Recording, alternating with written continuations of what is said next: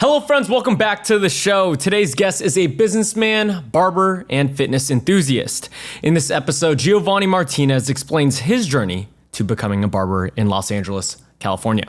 Expect to learn what barbering school is like, the dark side of nightlife, how to train for a marathon, the artistry of cutting hair, why mindset and confidence is important, why celebrating birthdays and accomplishments is pivotal for one's growth, why time is just an illusion, the qualities of a good coach, what makes the ultimate barbering experience, and much more.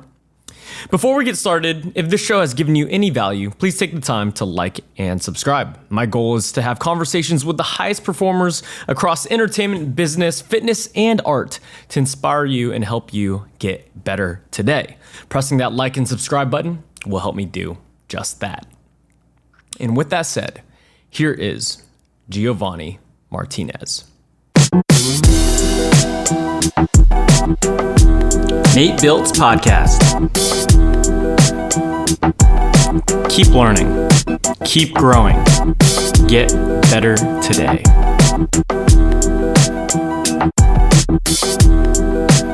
We got Giovanni Martinez, baby. Yo. What's up, dude? What's up, brother? How you doing? I'm great, bro. I'm happy to be here. We got you on the pod. I feel like we've been talking about this since we met each other. Have we? A little bit. Yeah. Just, well, maybe not me being on it, but as far as like we've been talking about the pod. The growth of you having a podcast, being in a different spot, then moving it, upgrading. Yeah. And like just being here. You get to see the fruition of it. Bro, so surreal, grateful, gratitude, bro. Like seriously. Yes, sir. Yeah, this is incredible. It's cool getting better at things. And the one thing that I've, I guess, like felt from you is you just exude like this energy of like, at least this last year, I feel like this year for you, bro, was like a very Phoenix out of the ashes type of deal. That's a good way to say it. No, honestly, and to give you like a lot of credit, bro, I feel like early before, or I guess a couple months before you met me, like a lot of it was mental and spiritual. What was mental and spiritual? Leveling up as far as just like really dialing in on that. But since I met you, it's been completely physical and like just transforming my body, my mind, and having the physical aspect of like lifting and working out and being disciplined kind of relate back to like everything else when it comes to like my career, just being dialed in with food, protein, like I feel like it's one and the same. It is. And when you realize that, you tie everything together. Yeah. But before that, like, because you can hyper focus on one, right? Like, I feel like I was very hyper focused on the mental and like just trying to like better myself with like self-help books or just focusing on things that I might be flawed at or whatever the case may be. But when you really lock in one of them, you start to realize that it bleeds off into the other one, and then it bleeds off into the other one. Now, like, your whole world is, you know what I mean, intertwined in these things. Sometimes I'd like to think that it starts with the physical, too, because, like, you could read all the books, right? And you could study all the religions or focus on your spirituality. But if you don't have the energy to, like, really put all your focus into those things because your body isn't the way that it should be or the best form of body isn't what it could be, that you could argue that the spirituality or the mindset isn't there either. It almost like removes itself. Like, you're 100% right. And I think while I was doing all those other things, the only thing that was missing was the physical. Yeah. And now that I have the physical, I'm like, oh, like, we got to go hard at everything. Yeah. Like, how's it been changing? Because you've made a huge change in your body in the last 8 months. You did a marathon, bro. Yeah. And you've like did your half, you planned everything out, you've been consistent with the workouts and everything. Like I haven't experienced that recently. Like I started getting fit when I was like 19, 20, 21. So that's been like 7-8 years from now. So I don't remember that feeling as much. Yeah. Like can you describe it from someone who, because you used to ball or you still play basketball and all this stuff, but like what's that feeling like this year, just like growing into this new person, basically, because you're a totally different person than you were like a year ago, bro. No, I really am. Yeah. Oh, bro, it's crazy because it's like such a journey, and it's just the beginning. And I feel like I battle with that a little bit because like obviously I have goals and I want to like get to a certain body type and all those things, but I have to understand, and sometimes I have to sit myself down and be like, just be patient and understand that this is just the beginning. Like your physicality and like all the things that you're like introducing to me and putting me onto is like, this is a lifelong journey of just bettering yourself physically. So for me, bro, it's literally changed everything. Like the marathon, I really don't think I would have been able to do the marathon if I didn't have the lifting and the fitness and the mobility that we've been doing. Because I've always been a runner. Yeah. But even talking to a buddy of mine who ran the marathon, he's like, he had been going out on 15 to 20 mile runs like religiously throughout his training process. And like before I did my marathon, I think I only did 20 miler. So, yeah, I remember that. But he mentioned to me, he's like, towards the end of it, like he wished he had lifted a little bit more weights and like did a little bit more mobility work because he couldn't get through it. Like your legs got to keep up too, bro. It's not all cardio. It's not all cardio. Yeah. It's your legs, it's your muscles, it's your mind. Like everything plays a role. So, and there's like science behind it too, in the sense of like the more you lift legs, the more testosterone that you have. Oh, I feel it. You feel? I feel it, bro. I got it. I got it, bro. Like I feel it. And crazy that you said that because my whole life I've struggled like being lethargic and kind of like, I wouldn't say like a lack of testosterone, but I almost felt like I was just like lazy, but I knew I wasn't lazy because I had the drive, I had the motivation and all those things. And I mean, lifting in general, legs, whatever the case may be, like I feel like the lethargic energy that I used to have is no longer a thing. Like I'll take my naps on the couch here and there, like, you know, after a tough run or a workout or something like that. But other than that, bro, like the energy levels are on a different level. Bro, locked in, dialed in on everything. It's kind of like anything though. The more you know, the more you don't know. The more that you realize that there's way more behind the curtain. You know, like for business too, at least for me, or even if we explain this podcast, so like you realize that, oh, it's not just like sounds now. Now you have to understand lens. You need to understand lighting. You need to understand like how to build a funnel for people to listen to, right? And then just with your body, okay, cool, lift weights. But if you're not having enough protein, you're not getting the best bang for your buck. If you're not sleeping enough, right, your body can't recover to grow the muscle, right? And so there's all these micro habits within just working out. I think that's scary, right? I think that aspect intimidates people. And I can say for myself, before I started taking this like serious, and you can relate it back to anything, it intimidates you. It's like you're that new guy at the gym, right? How does it intimidate you? Because you don't know, right? And the more, like you said, the more you know, you don't know. Because there's so many different aspects. Like you pick up podcasting, right? You're like, okay, I'm going to get a camera. You grab a camera. You're like, oh, dude, now I need headphones. And I think if you don't have that drive or that special trait of like continuing, like willingness to learn. There it is. Bingo. Willingly. I can't even speak. I'm not even going to say that because I'm not going to be able to say it right now. But the willingness to learn, like you're not going to be able to do anything. So I think as far as like with the gym, even like if I didn't have you, I think my journey would have been completely different. I still probably wouldn't have been in the gym. Maybe I would have been, but the discipline level and like actually knowing how to do things wouldn't be there. Well, the thing about coaches that I love is most coaches have coaches. Like I have a coach for the bodybuilding show, right? He's getting my food dialed in too. Because one, you have someone who's accountable to. Like if you say to yourself like, oh, I'm going to go to the gym, right? And then like all these things happen, like you won't go. But if you're accountable to someone, like for example, when I do my early morning runs, most of the time I plan it with somebody. Because when I wake up at 5 a.m. and I want to stay in bed, I'm like, oh, someone's going to be waiting for me at the bottom of that mountain. They're waiting. Right? So like, oh, Nate's waiting for me at the gym right now. I have to go. So that's one for coaching. Two is like, if you could cut the journey in half or a quarter, it's like, what if you could get the results without the scars? What if you could get the lesson without the scar? You know what I'm saying? Like, I've went through 10 years of experience and I gave it to you within 3 months. Right. If that makes sense. So you didn't have to go through that 10 years to learn it on your own.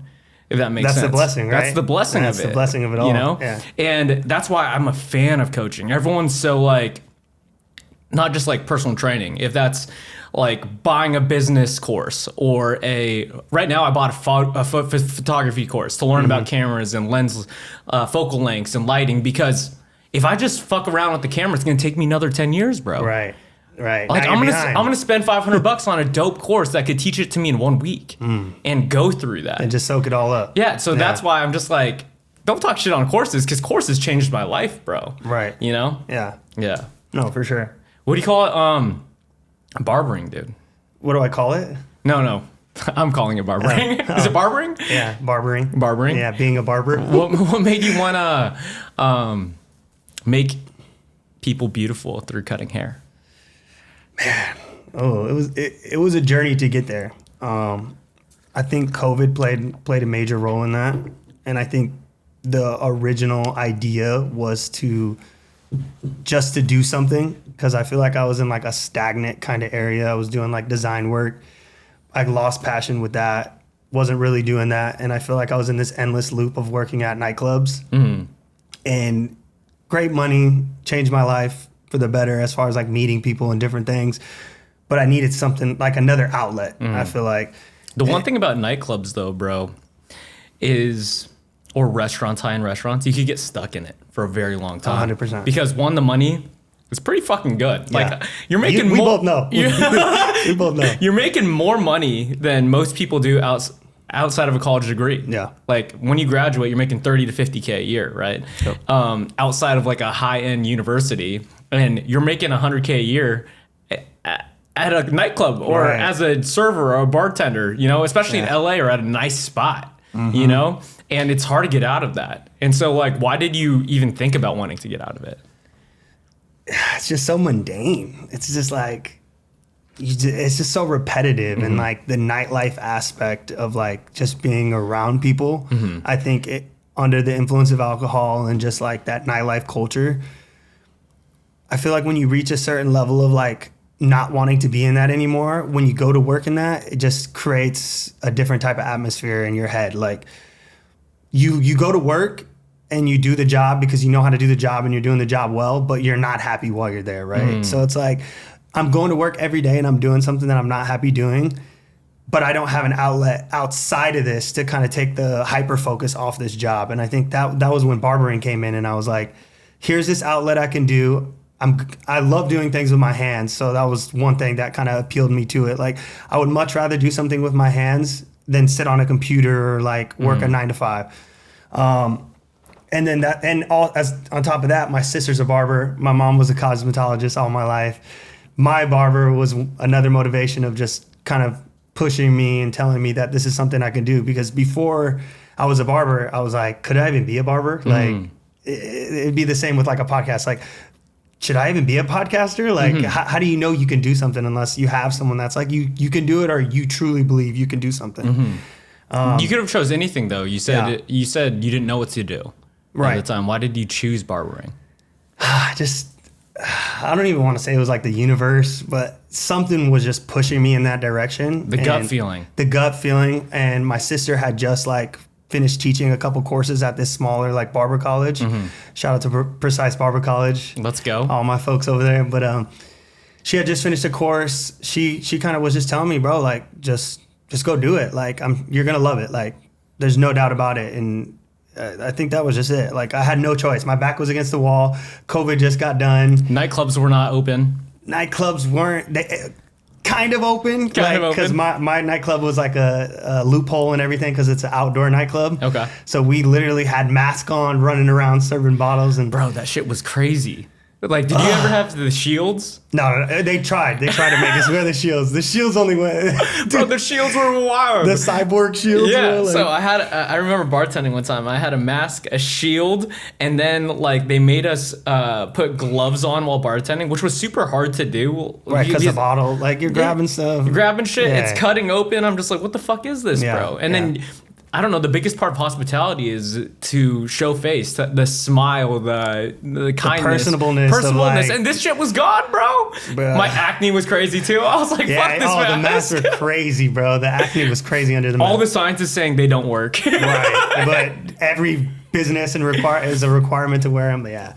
Yeah, so we had the shields for I think like 2 weeks, and then they were like, just wear the mask. Out. But I was always the guy that had the mask below my nose. I was guilty of that. You were that guy. Yeah, I was terrible. They didn't force it on you? No, they did. Every time they would see me, they would. Pull that shit up! Exactly.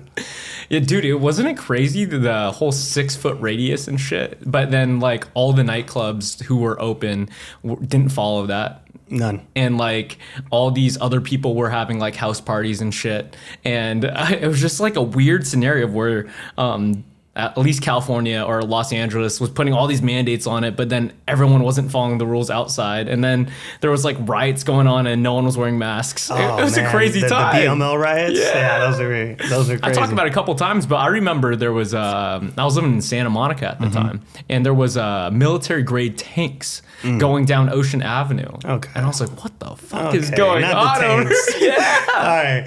But I mean, LA is that city where like a protest can turn into a riot very quickly. Like we've seen it, like downtown LA, where it's like you have the very peaceful ones that are like, you know, really pushing the message, and then you just have the people that are trying to loot stores and like how Melrose got hit, like Melrose, Fairfax area, bro. Good luck. I feel like every well-known place did, like downtown, Melrose, Santa Monica, like all those places got cooked.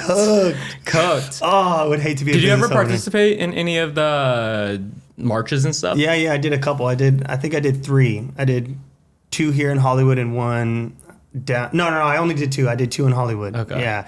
I feel like you're super invested in like LA culture because you know a lot of parts of LA very well. Yeah. And I think we lived here. I moved here in 2017, 18. Yeah. 2017. Yeah. So around and the I same feel time. like you understand like the geography of LA way better than I do. I got lucky, bro. My first friend, I worked at a restaurant job.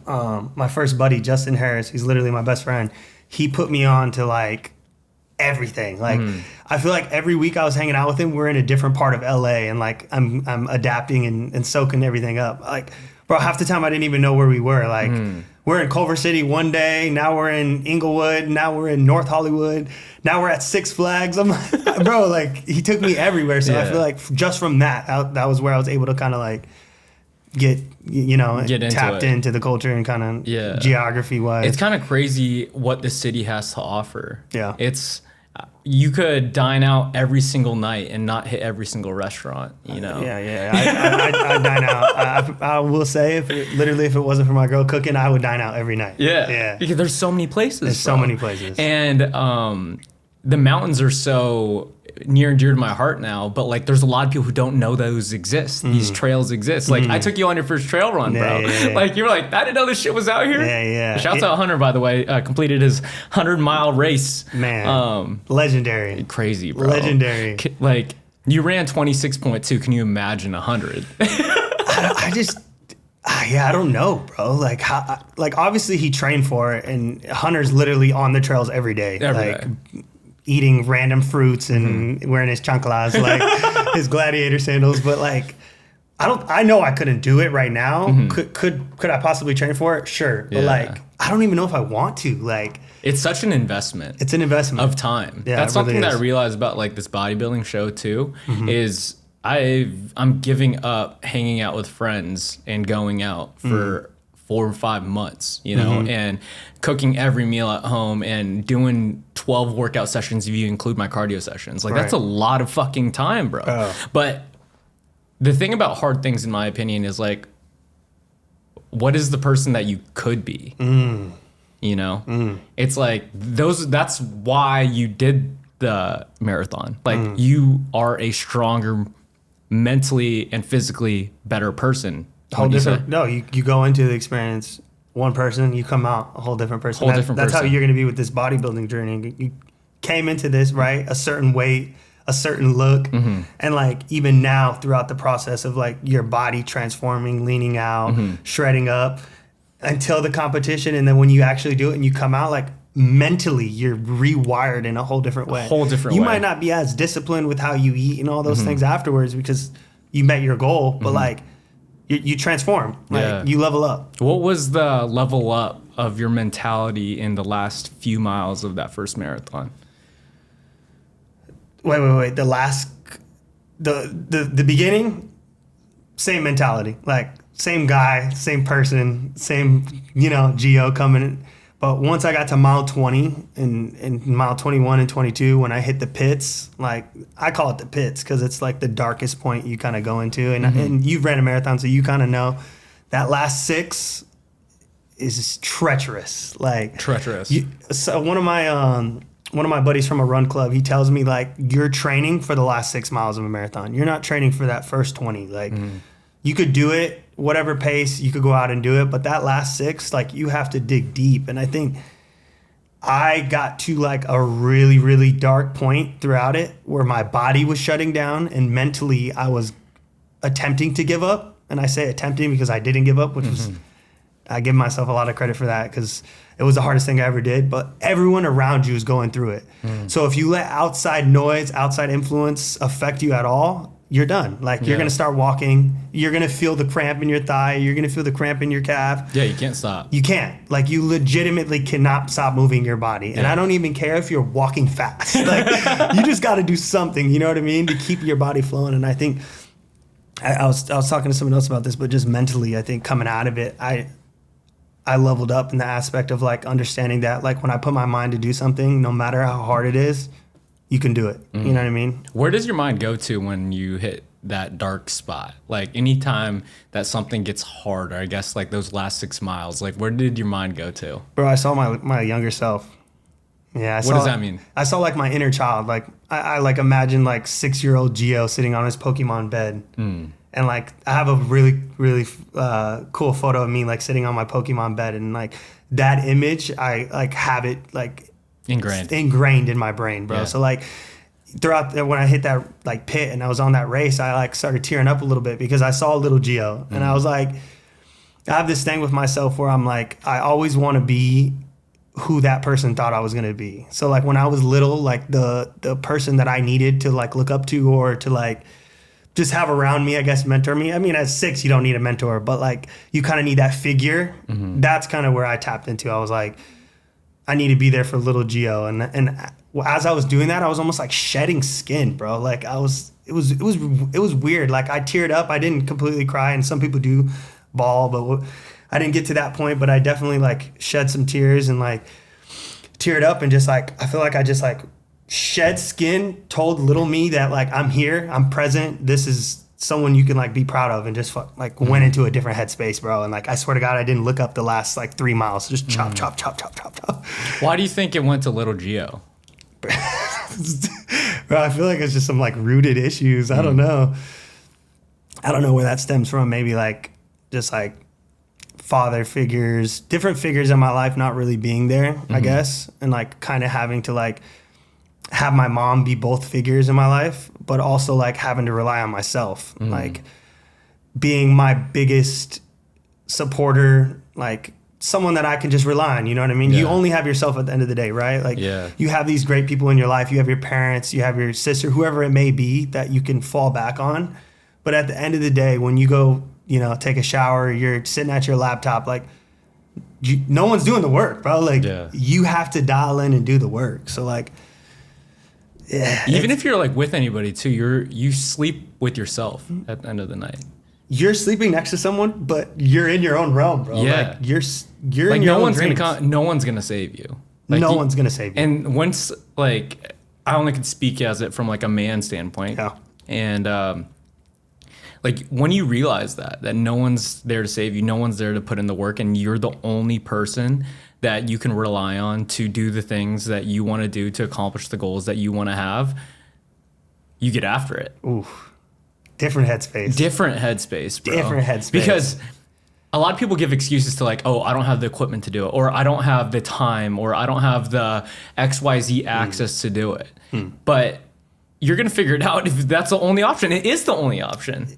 That's it. That's it, bro. That's it. Like if you want the results, you got to put your head down. Yeah, it's crazy to see you talk about, because we've talked about your, I guess, barbering journey over the last few years, and going into your space of like this, Gio has this curated barber shop in his place, bro. And the thing is, like, probably the same reason that you came into my studio. It's like we had this vision for this space and for the business that we want to have, and we put it together. Yeah. Like, it physically has to have some nails and hammers. It needs to be designed. The mirror's got to get put up. Right. Like, once you realize that work, like, how many people are going to have that idea but not put in the work to do it? Right. You know, because so many people have that idea. Everyone does. Everyone does. And every barber, every podcaster, every trainer, everyone has the idea. You have to just physically do it. Yeah. And you have to eat shit. And what I mean by that is like you have to go through the low moments of like your podcast might not look the best at first, but you have to get those reps in. And like my haircuts might not have looked the best when I was starting, but you have to continuously get those reps in and to see the fruits of your labor. We're here, bro. Like I'm looking around, I'm like, this didn't look like the first couple podcasts that that I saw. And like same with that studio. You were able to see that curated space, but like some of my clients saw when I was cutting in my kitchen. Yeah. Like, bro, I had my barber equipment set up next to a microwave. Like I literally had to pick my microwave up and put it on top of the fridge. And it was like, all right, like I'm cutting hair all day and then I'm like cleaning up and I have to bring my microwave back down. Like, so you know. But those are the stories that you're gonna remember. Those are the stories that you're gonna tell. Right. When you have your shop, because you've been talking about opening up the shop and it's gonna happen. It's planned with your sister and everything. And the funny story that I have is like you cut Harley's hair, a friend of ours. Right. And he was like, yeah, dude, I tried Joe out when he first started. Like he was still in barbering school, and I was like, yeah, this haircut was not it. I gave him a couple of years. I came back and I was like, yeah, this is it. Yeah. I'll never forget, man. Shout out to Harley. He's a real one for staying around and coming back too. Because I remember that first haircut. I think it took me like maybe two hours. Yeah. And Harley's a busy man. Yeah. Like this is not a guy that like, you know, the higher up in life you get, like you're cutting people that don't have longer than an hour. Like they don't have time. If you have an hour, you have an hour. Yeah. Like so I'm taking 2 hours or 3 hours to cut people's hair. And it's not great. I'm like, oh man. I love the people who take risks on those people though, or not. Give them a chance. Yeah. You know, because I lived with a ton of dentists when I went to college, or dental students. I was gonna say just random dentists. Yeah, dental students is because I went to high school with one of them. He was a few years older, and I told him I had a cavity. He was like, "Let me do it." I'm like, "Okay." And how long has a cavity taken for you? Like, have you ever had a cavity? I've never had a cavity, but they're saying I might have my first one, so I'm a little nervous. They usually take 30 to 45 minutes. Okay. Not too long. Okay. This cavity that my buddy did was, I want to say almost 4 hours. Yeah. Similar to the haircut. Yeah, doing surgery, bro. And my mouth was open, just like, my shit's cramping up, bro. Oh, yeah, for sure. Locked off. And I was his first friend in cavity to work on, and he really appreciated it. Yeah. And now he's one of the best dentists I know. Oh, bro. You know? Next level. And I giving those people the chance, like me giving him the chance, or Harley giving you the chance, like gives you your reps, you know? And I've been thinking about that a lot. Is like, what do you think? Where do you think that gives people the motivation to go to a barber who doesn't have experience or a dentist who doesn't have experience and give them a chance? It's got to be. I think you have to start with your community first, right? So you have to start with your friends, family, anybody of that nature. But outside of that, it has to be based on like a genuine human interaction. So like if me and you were outside, right? We might be walking down the park. I might be like, yo, Nate, I like your shoes. But before I knew you, I didn't know your name. I was like, yo, I like your shoes, giving you a random compliment. From there, it might lead to a conversation, and me and you might have a genuine conversation on just your shoes, right? Now I might ask you, what do you do? You might say you're a podcaster, trainer, whatever the case may be. You ask me, I'm telling you I'm a barber. I'm not telling you I'm the newest barber on the block, right? Yeah. Or I'm not telling you I might not have experience, whatever the case may be.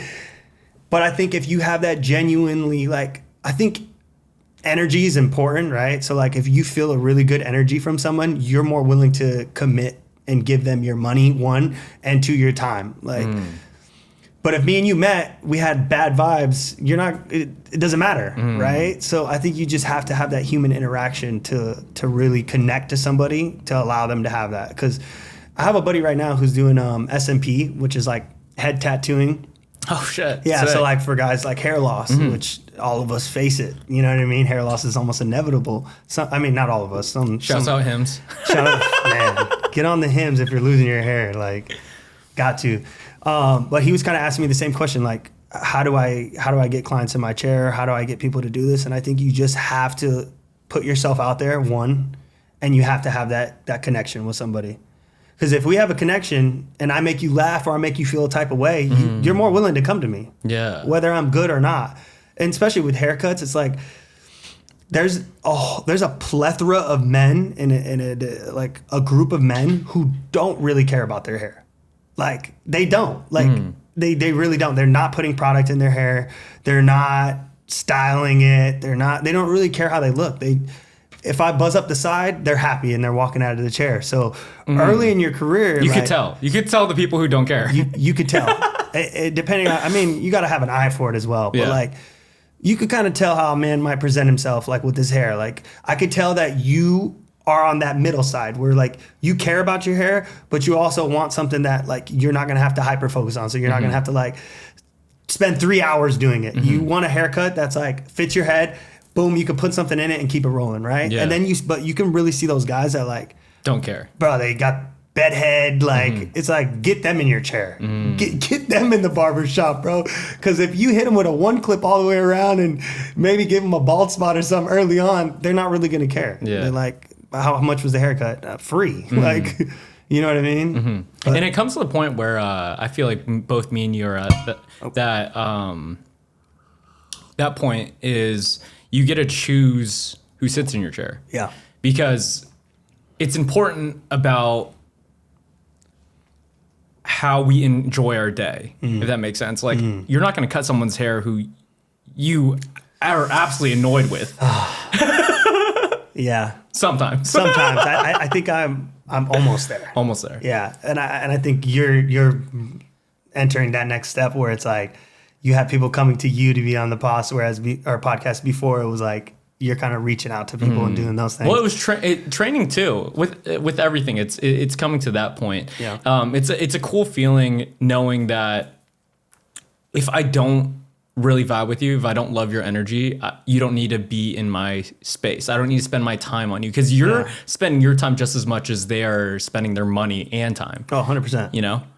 100%. I mean, and it really does, depending on how well you can like disconnect from it, it dictates your day. Like if you're training 3 clients in a row that like you don't really vibe with or just something's off, like you're going to feel that, you're going to kind of take that energy with you throughout the day and you're like, dang, like why is my day going a little left? You know what I mean? And same with haircutting. Like, I mean, I have clients that like were quiet the whole time and I'm absolutely okay with that, but they don't say anything. No, like I just cut their hair. We play music. We have little small talk here and there, but for the most part, like they're there to relax. And like, as a barber, I think you have to like understand that and kind of read the room.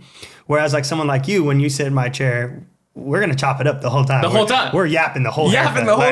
The whole hour I cut your hair, we're gonna be yapping, talking about random stuff. I don't really think. I haven't really put that perspective in much. I have a buddy who gets massages like a couple times a week because he's just super active. Yeah. And he gets so annoyed when the masseuse talks. Okay. And I was like, oh.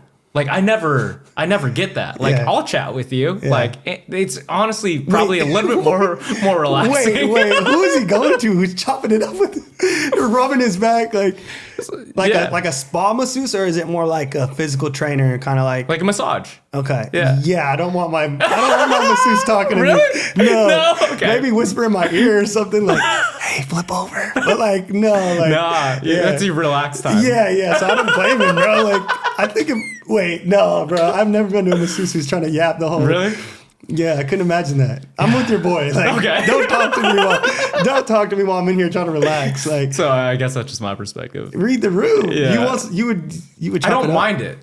Like Okay. I chop it up. Okay. I chop it up. Okay. I don't know. Awkward. I mean, I guess dead silence to me like is pretty awkward. Like I don't like it. Okay.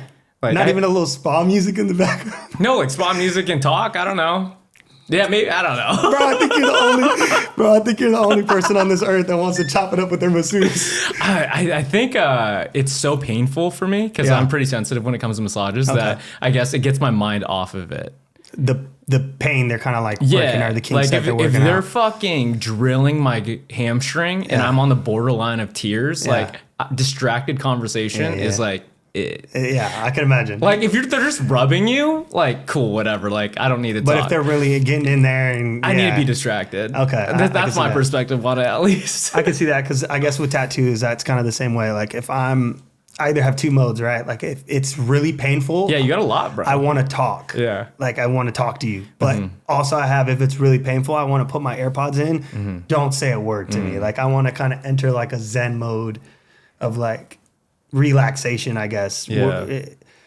Just to kind of like get your mind off of it. Because when you hyper focus on that needle hitting your skin, bro, like I don't care what nobody says. Tattoos hurt, bro. They hurt. Anywhere on the body, like even the parts that don't hurt that bad, it's still uncomfortable. Like you're getting drilled by a tattoo gun. Like you know what I mean? I don't know. Just imagine sitting there getting pinched. You know what I mean? You don't want for that, a long like, period of time, for hours. Yeah, depending on the What do you side. like about tattoos? You got a lot of them. I do have a lot of them, honestly, bro. I've been wanting to get tatted more recently, but we've been putting that off. I want to get back under the gun, but I think early on it was like an identity thing. Like it was like how I expressed myself and just kind of like showcased my character. And I think there's a scary aspect to that because like when you get tattoos, obviously they're permanent. So it's like you have to live with it, right? And like I guess they're expensive to remove. You can remove them, right? But who's gonna go get them removed? Like, you gotta really hate something to go get it removed, or it has to be like. You see Pete Davidson removing all of his tattoos. Yeah, but like, that shit must be annoying. That must be annoying. But also, he had a coloring book on him. Like, bro, I don't know what he was doing when he was getting his tats. So yeah, it was really an identity thing. I think early in my 20s, I was like trying to find who I was and kind of show who I am. And I think tattoos was like my outlet to do that. How does it express, like, I guess, you? I guess based on the thing I kind of put on my body, like I get each tattoo's kind of like, not all of them have like a meaning, like some deeply rooted meaning. I feel like some people get so annoyed, like, what's the meaning of this tattoo? Right. They're like, bitch, it's cool looking. Yeah, I look tight. I don't know. Like my avatar looks cool. Like, but yeah, I think it's just like, it helps like when you see it, right? You present an image to somebody and it's like, what image do you want to present to somebody? And like tattoos have a specific image. Like, Yeah. Whether that, I don't even know what tattoos kind of present. Like, I don't think I've always wanted one. Yeah. But you have none, right? I have zero. Yeah. I've always ingrained in my head that, I guess, the old school culture when my parents grew up, and my mom always ingrained like, no tattoos, no one's ever gonna hire you. Yep. Like all this stuff. But then I was like, in my head, I'm not working for anybody anymore. Like, right. Self-employed. Yeah, like I can do whatever. Yeah. You know? And I feel like more people have tattoos than people who don't now. Like out here, people our age. The swing, bro. Yeah, the swing. Yeah. Like you see a lot of people with tattoos. Yeah, like I was talking to Allie the other day, and she was saying that it's the trend is going to go downhill in the sense of parents have tattoos now and of like kids, and then they'd be like, oh, that's an old person thing, like having tattoos. Right. And having no tattoos is going to be in soon. It fluctuates. And I was like, what? You think that's true? And I was like, I guess. Like younger generations always want to do the thing that the other people don't. Yeah. And then it swings back. Then it swings back. Then the younger generation's doing what. It's interesting how like trends go like that. Like fashion or. So quick question. Have you noticed the physical trend right now? Like the gym is trending. Gym is trending. The gym is trending. Gym bro. and Jesus are trending right now. Yeah. Jesus Christ is always trending. He is. But like I feel like the gym is like the new it thing. I feel like I got in it with you, but I'm like, I don't know. It's like, everywhere, bro. It's everywhere. Yeah, like, every gym that you go into is popping. People are trying to figure it out. I don't know if it's because of like the science and news or podcasting, health podcasts that are coming out for longevity. Because at the end of the day, bro, it doesn't matter how long you live. It matters about the quality of life. You know? Yeah, because you could live to 100, but the last 30, 40 years of your life, you're in a in a bed. Yeah, you're bedridden or something. I always talk about this because I have a couple clients I've trained over the last like 5-10 years who aren't that old. Yeah. And they have a good amount of money and they're very successful in their job, but they can't hike up a mountain with their kid. They can't like do the canoeing like vacation thing at like 50 years old or 45. I have a couple clients in their 40s that are like that. Yeah, we're not having it. And I'm just like, yo, what? And then I went to Japan and I'm seeing like 80-year-olds running and like sitting down and moving without pain. And I'm over here with tight hips because I don't eat on the floor all the time. Right, crisscross applesauce on the floor, lotus position. Yeah. And I'm over here like looking like an old man. And I'm like, oh. There's a rhyme and rhythm behind it. Yeah. We've definitely talked about it. We gotta let this be the place. We gotta give a big shout out to Asian culture and like their mobility and like physicality. Like me and Shantae were literally just driving to Culver City and an older Asian lady and her husband are walking. They put that tracksuit on, they get out there and walk. You know what I mean? Like they get after it. And I think we got to get to it, bro. Like just as a society and as like Americans, like we need to really take that aspect of like getting out and just really moving your body. You don't have to lift weights, but like. Well, it's just the lifestyle promotes that. Like, for example, a lot of Asian cultures like sleep on the ground. If I told you I got a mat in my fucking room sleeping, you'd think I'm a weirdo. Yeah, bro. You all right? You need some money? You know what I'm saying? Or I'm eating on the ground, crisscross applesauce. I'm not eating at a table, you know? Right. Like, that's weird to American culture. Yeah. Over there, it's normal, you know? And all those small things, like forcing yourself to get off the ground every single day versus sitting in a chair, like, that alone changes your hips versus working on them at the gym. Well, you were telling me something. A lot of, like, correct me if I'm wrong, but a lot of your like power, your core control, it all comes from your hips, right? Yeah. Your kind of hips. It's like and midsection. Your hips and your midsection. Yeah, I don't know why it's not hyper focused. Yeah, I mean really it's also like not known, dude. That's what I'm saying. Like I didn't know that, right? When your hips are tight, you might get pain in your shoulder. Yeah, and it's like everything's connected. Exactly. And like when we warm up, we always, especially for legs and stuff, it's always starting from like feet and ankles. Oh, God.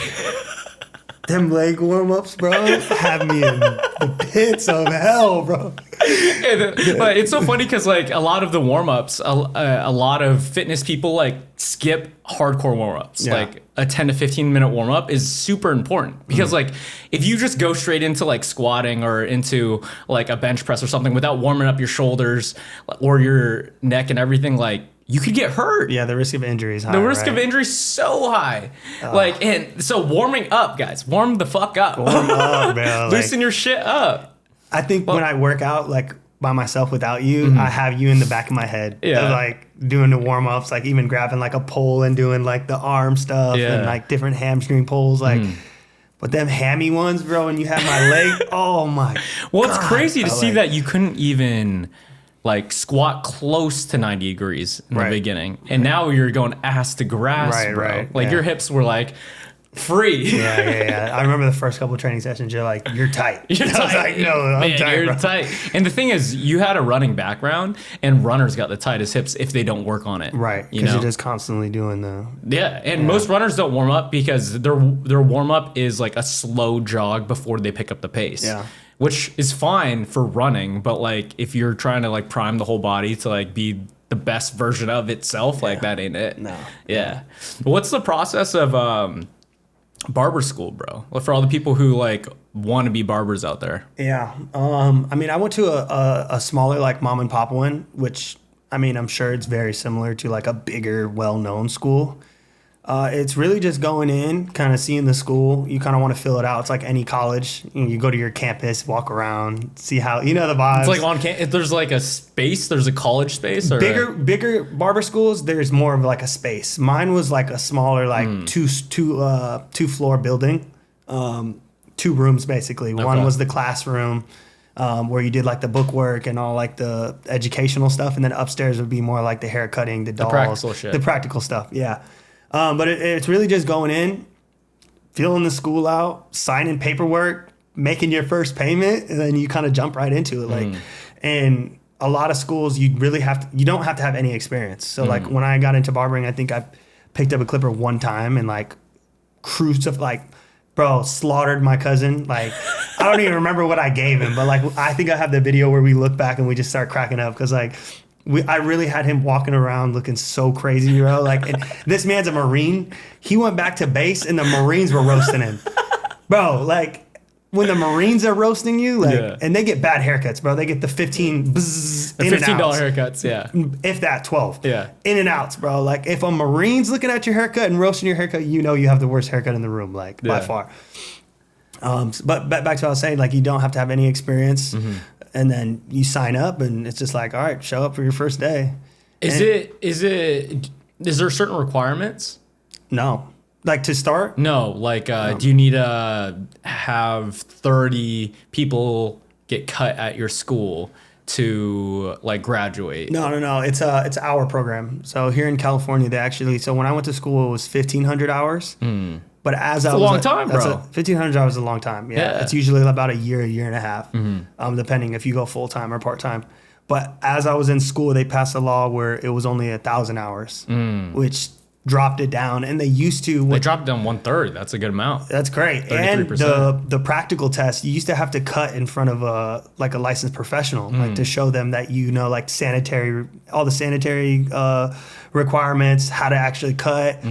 They got rid of that too. So damn, anybody can become a barber, bro. Yeah. As long as you do your hour program and you go take your test, and you just have to pass. Do you like that the barrier to entry is lower? I liked it for me. I liked it for me because it was a pretty seamless process. Like, I kind of got right to it, and there was no roadblocks kind of thing. But as far as like it enabling like everybody to become a barber, I guess there's pros and cons to it. Well, I think it's like anything. Like, a lot of people think because you get the certificate or whatever, you're gonna do the thing. Yeah.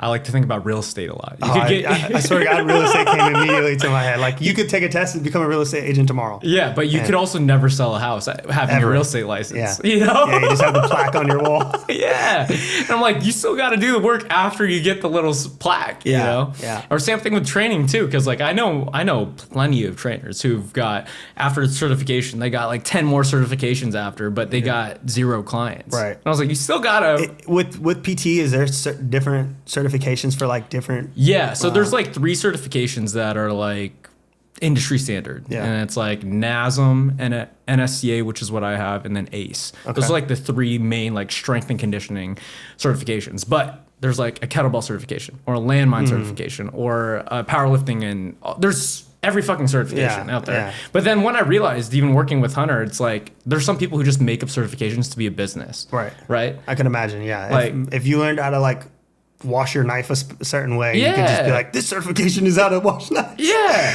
And I'm just like, oh, everything's just a business. How good can you get at the thing? Yeah. Like, if I could teach you how to clean kettlebells properly and do snatches properly and do all these things, why do I need a certification for it? Right. A lot of people are just like hyped up on certifications. So Hunter runs Nomad, right? Say you ran Nomad. What certifications do you need to 0. run? None. You could just start a gym. That's insane. Yeah. That's insane. The thing is, like, so many people put it at a high standard of like, oh, this person is XYZ qualified. When in reality, I'm never going to check for your barbering license. Right. You're never going to check for my personal training license, bro. I've never... No, I don't think I don't even know. I didn't ask. Yeah, right? So that's the thing. It's like, it all comes down as like, I actually had this real estate agent on the podcast, and he was like, it comes down, any business comes to this. People love to work with people they like, who they know, and who they can trust. And if they hit those 3 things... Like, no trust. Like, no trust. Like, if they know of you through another person, and the first experience they like you, and then they feel that sense of trust, like, it's game over. You're locked in. Locked in. Yeah. Like, all the stuff that I'm telling you about protein and all this stuff, like, you probably didn't double check it. No. You just trusted it. I didn't do any of no research. It's just because I told you. Yeah. You trust me. Yeah. You know, and that's the same thing with, like, anything. For example, I hit a buddy because it was someone's birthday. And I was like, yo, I know you're in the culinary space. What's a good cake spot? Right.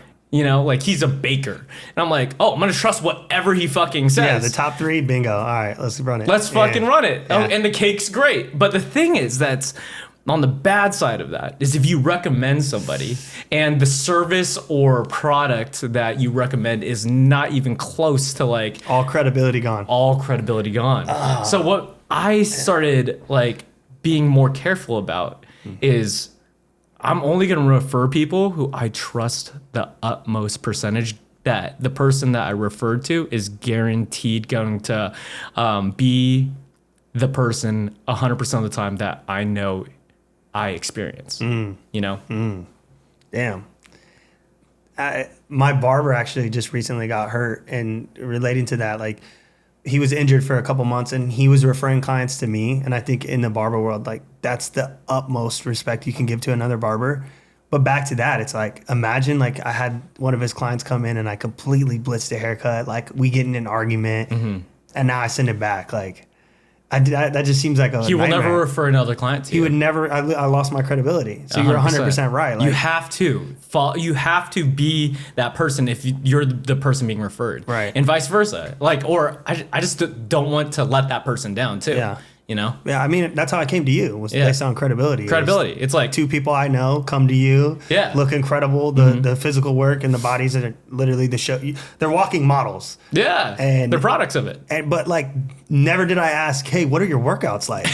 You know, Never. What does Nate have you do? Yeah. It was more so like, oh, nature guy, and he got you looking like this. Say less. Yeah, the credibility part, bro. And the thing is, I had this guy early on the podcast, and his saying was character equals destiny. Okay. And character equals destiny. And once your character is broken, or it takes forever to build back up or even get to that spot. So that's why like you have to be that person of undeniable character, because once you lose that credibility, like it's gone. Yeah. Yeah. I'm just, that's a lot of pressure. Well, you don't think about it a lot. You don't. I guess haven't thought about it a lot until recently, because when you have that one person who, like, for example, I referred someone who does music. Okay. Like he's produces music, and I had a friend of a friend need someone to create a beat for. And this guy who I referred her to didn't follow up, responded like 2 weeks late to the messaging. Right. And this is like a dope gig. This girl was like had a huge budget for her company to get this beat done. Right. And he just like didn't Just drop the ball on just drop the ball on it, and it made me look bad. Right. And so like I have to. It made me put to the front of my mind of like, oh, I can't be loose lips with this anymore. You know, got to be very specific with who you're recommending, because you don't think about it until it bites you back or kicks you back in the face. Negative way. In a negative way. Because when it's all green and jolly, you're just flowing. It's free flowing, and most of the time it happens that way. Yeah, for sure. But then when it doesn't, you're like, oh, fuck. And that sucks too, because on thinking about the other perspective, maybe he just wasn't in the headspace. Maybe he had something going on in life. I like, you know what I mean? Like, life happens. Life happens. So like, he could have really been that guy. It's just like, dang, you kind of just dropped the ball, but it also made me look bad. Yeah, and it to his detriment too. It's like it was a really big opportunity that you didn't know about. Like you just thought this slept was on it. Slept on it. Sleeping on it, and you don't realize like the opportunities of every day. Like there's always another opportunity out there. Like any person that you meet, you don't know who they're gonna be. Right. You know, the one thing I love about podcasting is you can learn something from anybody. Yeah. It doesn't matter like how low or high status you are in any type of way. You know, physically, mentally, monetarily, like regardless. Do you know who Theo Von is? Of course. So he's had like Theo's had garbage men on his podcast. Yeah, I know. And I think that's what makes him special too. I was like, bro, you could learn from anybody. He literally is asking him like, how's your regular scheduling garbage pickup? And like, he's just soaking up little gems. And now he literally knows about garbage pickup and like. Well, also there's interesting stories. Like this guy would talk about how he would like pick up dead dogs. Yeah. And pick up like the process of it and like the daily things that he has to do that is just kind of interesting. Right. Like I don't know what a day in the life is of someone who works at an airport all day. Right. Like I kind of want to know that experience. Yeah. TSA, whatever, or anything. Yeah. not shout out, but I just learned one of my clients was telling me his buddy is a baggage guy. Baggage guy. Bro, they toss our baggages, bro. Oh. Just know they're launching them. He openly admitted to like they don't buy a nice luggage, bro. Like your shit is gonna get destroyed. Like, don't you think the nice luggages protect what's in it though? Not really. Well, I guess if we're saying like just nice and not designer, right? Because I guess people like would buy a designer luggage and like in all reality, the designer luggage isn't really gonna protect your bag. It's more so for looks. Those are going to get destroyed. Or status. If you get some like real heavy duty, you're good. Yeah. But like, just know they're tossing. They're tossing shit. it. Yeah. And it's crazy that people spend so much money on like designer shit when it's just a bag. It's just a bag. Oh, yeah, it's just a bag. I feel like me and you, like, we both can relate on that. Like, material possessions and material things in that aspect, like, it's not a thing that's like prevalent in our lives. Like. It's nice to have cool things, though. Of course. It's nice to have nice things. It's nice to have nice things, but it's not the primary focus of like what we're trying to do. Like, I think you're leveling up in life, and to level up in life, you're not like, I need something nice. Yeah. What's the primary focus for you? Like, what is in front of mind most days? I mean, it's unfortunate, but I feel like financials is always on my mind. And what other avenue can I like go down to like make more money? But I'm like at this weird crossroad, and like to be very like transparent, like where like finance is on the forefront, but like I'm trying to really not even trying, attempting to put gratitude back at the forefront, because when I'm my best in life, gratitude is at the forefront, and financials is almost like in the background. Yeah, where I'm not hyper focused on that, because I feel like when you're too focused on something, it almost runs from you. It's like the law of attraction almost, right? It's like you do want to like. You don't want to let your focus on the money all the time affect how Gio is actually, or in his reality. Operating. Yeah. Who I am or how I operate. Because there is a benefit to. I'll compare it to like weight loss too. Yeah. I forgot which study it is, but if you wake up in the morning and you check your weight all the time, every day, there's a higher likelihood that you lose weight because you're spending more attention to it. And it's the same thing with your bank account. Like, if you look at your bank account every morning, the chance that it grows because you look at it every day is higher. Yeah. Right? And so, like, after I saw that, it's like, it's good that you pay attention to it, because I do the same thing. All business people, bro. Like, if money is at the top of mind, if they're trying to grow their businesses and stuff, like, that's important to, like, keep it up there. Yeah. And for me, I check my weight like 10 times a day because I'm trying to lose it right now, right? Some people would think I'm crazy. Yeah. And some people never want to check their weight. Right. You know? Yeah. It has to be in front of mind if that's what you're trying to grow. It does. I just feel like there's so much more to life. And there's so much more to like every day. What do you mean by gratitude at front of mind? Like, what are the characteristics that you're describing? Being grateful for where you were and where you are now, because I feel like we get so fixated on who we want to be or where we want to be, or when we get that car, when we get that business, or when your podcast takes off. We get so fixated on that next thing that we don't really like sit and really, embrace like how far you've come, right? So like even with how we were talking about the pod, like we always want to improve, right? Naturally, as who you are, who I am, we want to get to the next level. But when you have gratitude at the forefront, you're able to really like eat your cake, like enjoy it. You know what I mean? Because there's that saying, it's like the journey is everything. It's like when you do become too fixated on like something or whatever the case may be, you just completely go blind to. Yeah. So what I mean by that, just keeping gratitude there, is really just like enjoying life, enjoying the people I'm around, enjoying the moment, right? Stay present. Like I have so many things going on outside of here that I could be thinking about right now, but like, bro, like we're here. We're chopping it up. Like, this is an incredible experience. Like, I think gratitude keeps you grounded in the fact like you're in the moment. Yeah. It's the most beautiful thing we have, is being present and being in the moment. Not chasing the next thing all the time. And we get caught in that rabbit hole, like the what do you call it? The rabbit hamster wheel, of life, of like, got to get the next thing, got to improve, got to do this, got to do that. And it's like, man, yes, all that is amazing, and that's obviously what we're striving for. But like, dang, just sit in that and like really soak it in, and cherish it. You know? Yeah. My definition of success for the longest time, I think, has changed very recently. Okay. For the longest time, I really thought about my definition of success, which was doing what I want to do when I want to do it with the people who I want to do it with. Okay, that's dope. And I was like, that, though. I thought that was gonna be my definition for a very long time, and I'm very close to it in the sense of I don't get to do it when I want to do it. Like I'm still tied by the hours and the time, and it's like I'm self-employed, but you have to be there. You have time to be, restraints, yeah. Yeah, time restraints. You're required to be there. I'm required to do this for this person. And I heard this thing about a couple weeks ago is success comes when you say you're successful, because we've all achieved something that we wanted to achieve before, you know? And so by that definition, you decide, because you've already achieved something that you wanted before. Right. You know? So and you just moved the marker over. Yeah. And you keep moving it forward.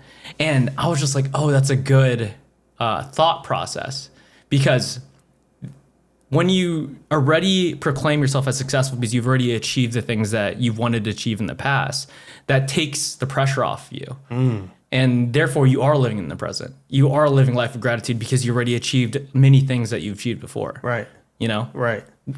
Weird, or it's a good mind game. It really is. And I think you have to find those, right? You have to find the mind game that works for you. And what works for you might not work for the next person, but... Yeah, because some people define success as just money. Some people just define it as, or I guess like Buddhists, right? They get or monks, they get rid of all their material possessions, and that's their happiness. Yeah. Right? I like that. There's a piece of me that like in another life, bro, I was like a monk that just like went off the face of the earth and was in like this Buddhist or monk temple and just like... Yeah, you're super spiritual, bro. I really am, yeah. And I think that I'm like an anomaly in an aspect of like, I battle, bro. Like I really battle with like enjoying life and appreciating material things and and all that stuff. But then there's another side of me that's really just like deeply rooted in the spirituality of like being a good person and like seeing success as like helping others and just involving in life, but like as a person first more than like, I guess the outer seas, like, you know, like as we level up in life, like the world's going to see you leveling up in life and they're going to value you based on that. But like, I think the real value comes like when you can sit and look in the mirror and see the person that you thought you were going to see, kind of thing. Little Gio, man. Lil Nate. Let me ask you this question. Yeah. What would Lil Nate think? Like if Lil Nate was sitting, you know, at your parents' house, chilling in a room, and you come walking in a room. Yeah, I think I valued my parents' and grandparents' dreams on myself way higher than my own dreams for a very long time. Like they always wanted me to be a lawyer, a doctor, you know, all that stuff. The immigrant mentality, though. That's that traditional immigrant mentality. Yeah, dude, I got an A- and they got mad. You know? Like we want that A+, bro. Yeah. You're not gonna be able to be that doctor. And like even like 4 or 5 years ago, I'd go home and my grandma was like, "When are you going to med school, bro?" Yeah. And I was like, "What do you mean? I've been telling you about all the things that I'm doing." Right. You know. Right. And I guess my biggest thing is my whole life philosophy now is don't I guess chase the things that you're curious about, but also don't live a life of regret. Like for the longest time, I wanted to be a professional golfer, and I pursued that until I knew for a fact I wasn't going to be a professional golfer. Right. You know, like I'm never going to quit.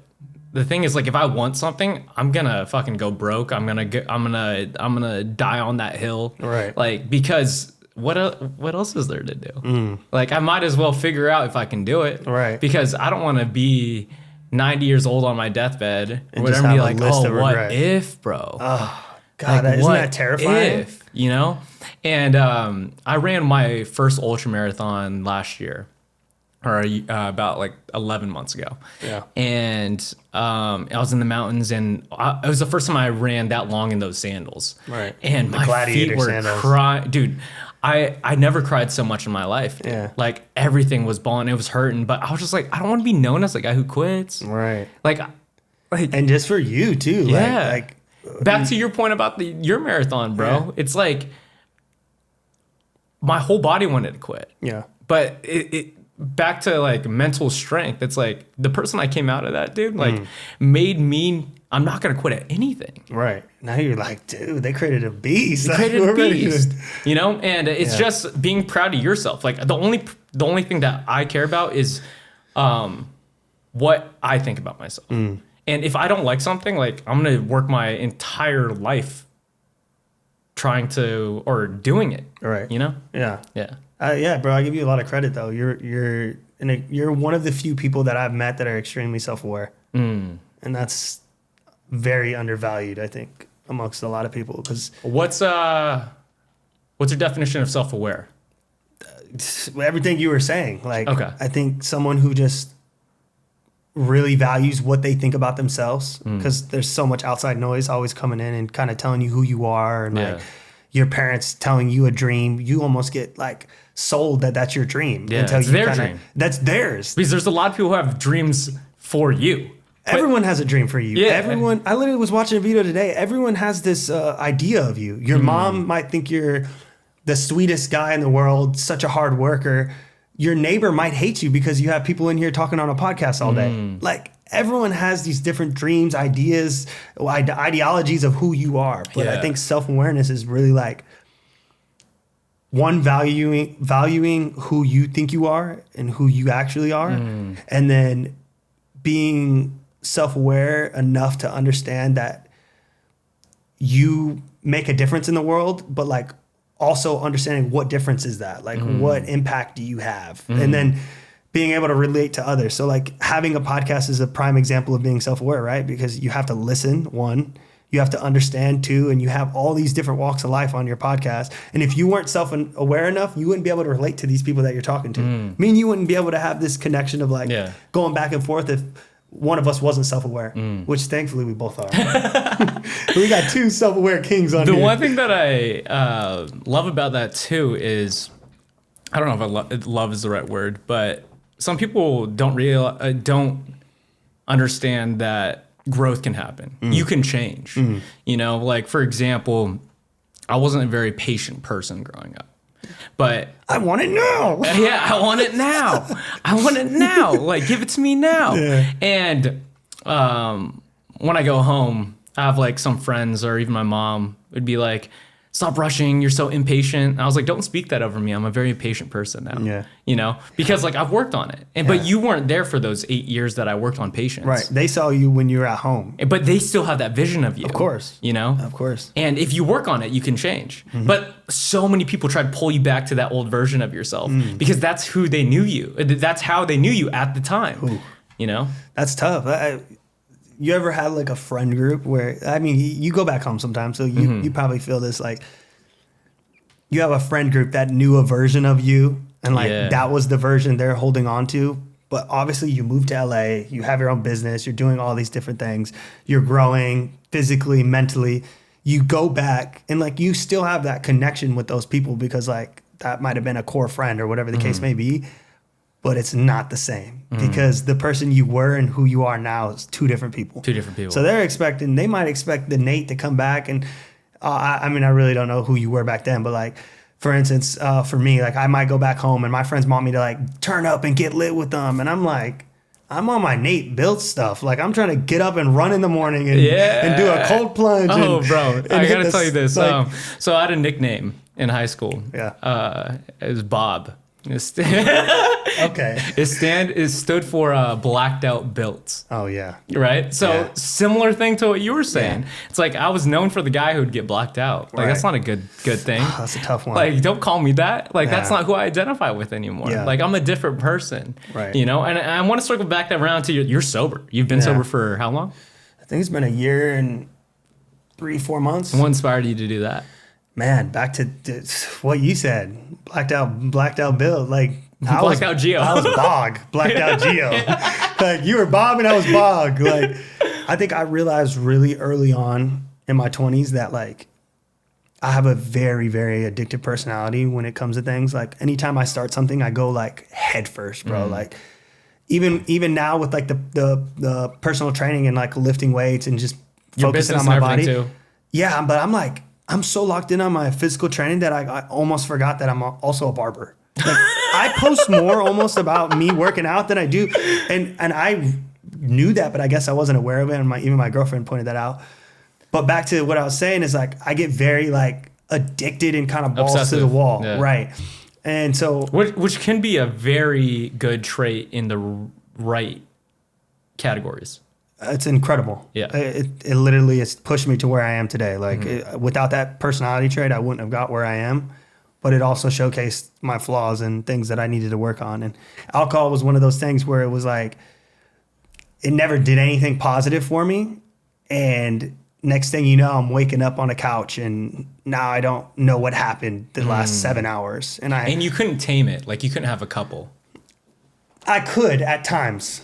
That's the thing. I could at times. I'll go really, really long stretches of like being able to like just have a couple drinks and have that. But Like, what was a hard night for Gio? What was like going hard? oh man, boy, like me and my cousin would finish whole bottles of whiskey By yourselves? just together in our apartment. And like, At home? why? Yeah, like why?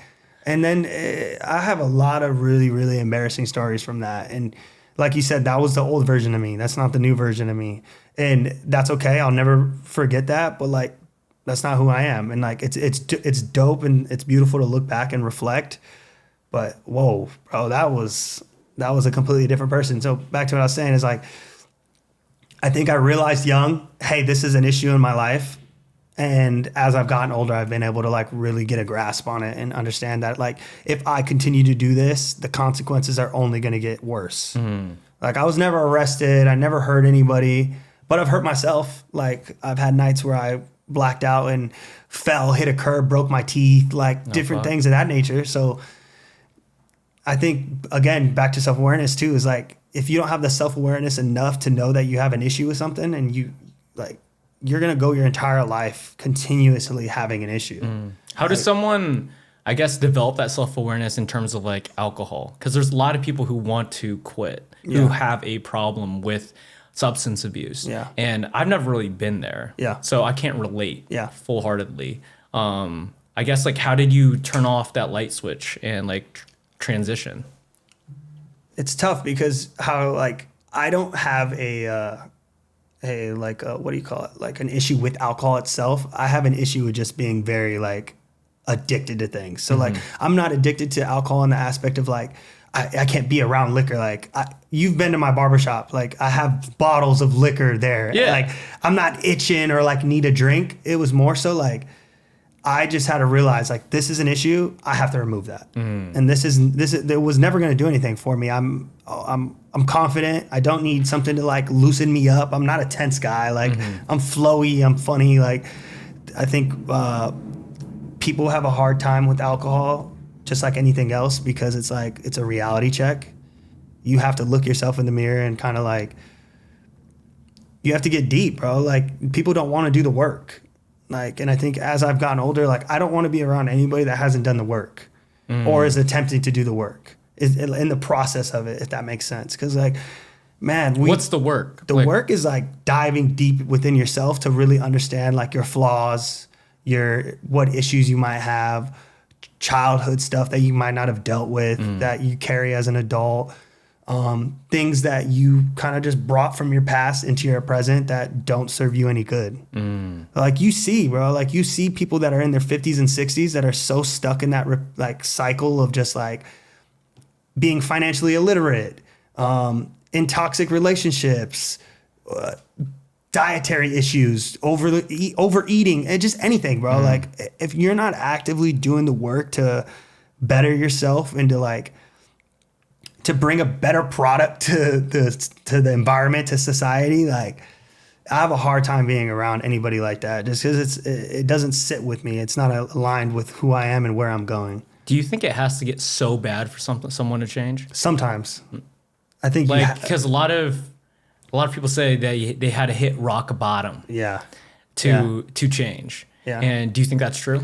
Yeah, I think in a lot of cases it is because I mean if you're hard-headed slightly, bro, you're going to keep bumping your elbow, right? But until you break your elbow, then you're gonna realize, oh, I gotta stop hitting my elbow. That's sad because like it's like, for example, we'll do like the relationship has to get so toxic that they leave. The apartment has to have so many fucking leaks in the ceiling that they move. You know, like. But until then, you don't do anything. Like. Yeah, like how do we cut that process in half for people? Self-awareness. Self-awareness, bro. Back to self-awareness. Self-awareness.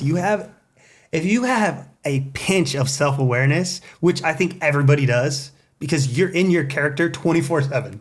This is your avatar. This is my avatar. You know you more than anybody on this earth. Yeah.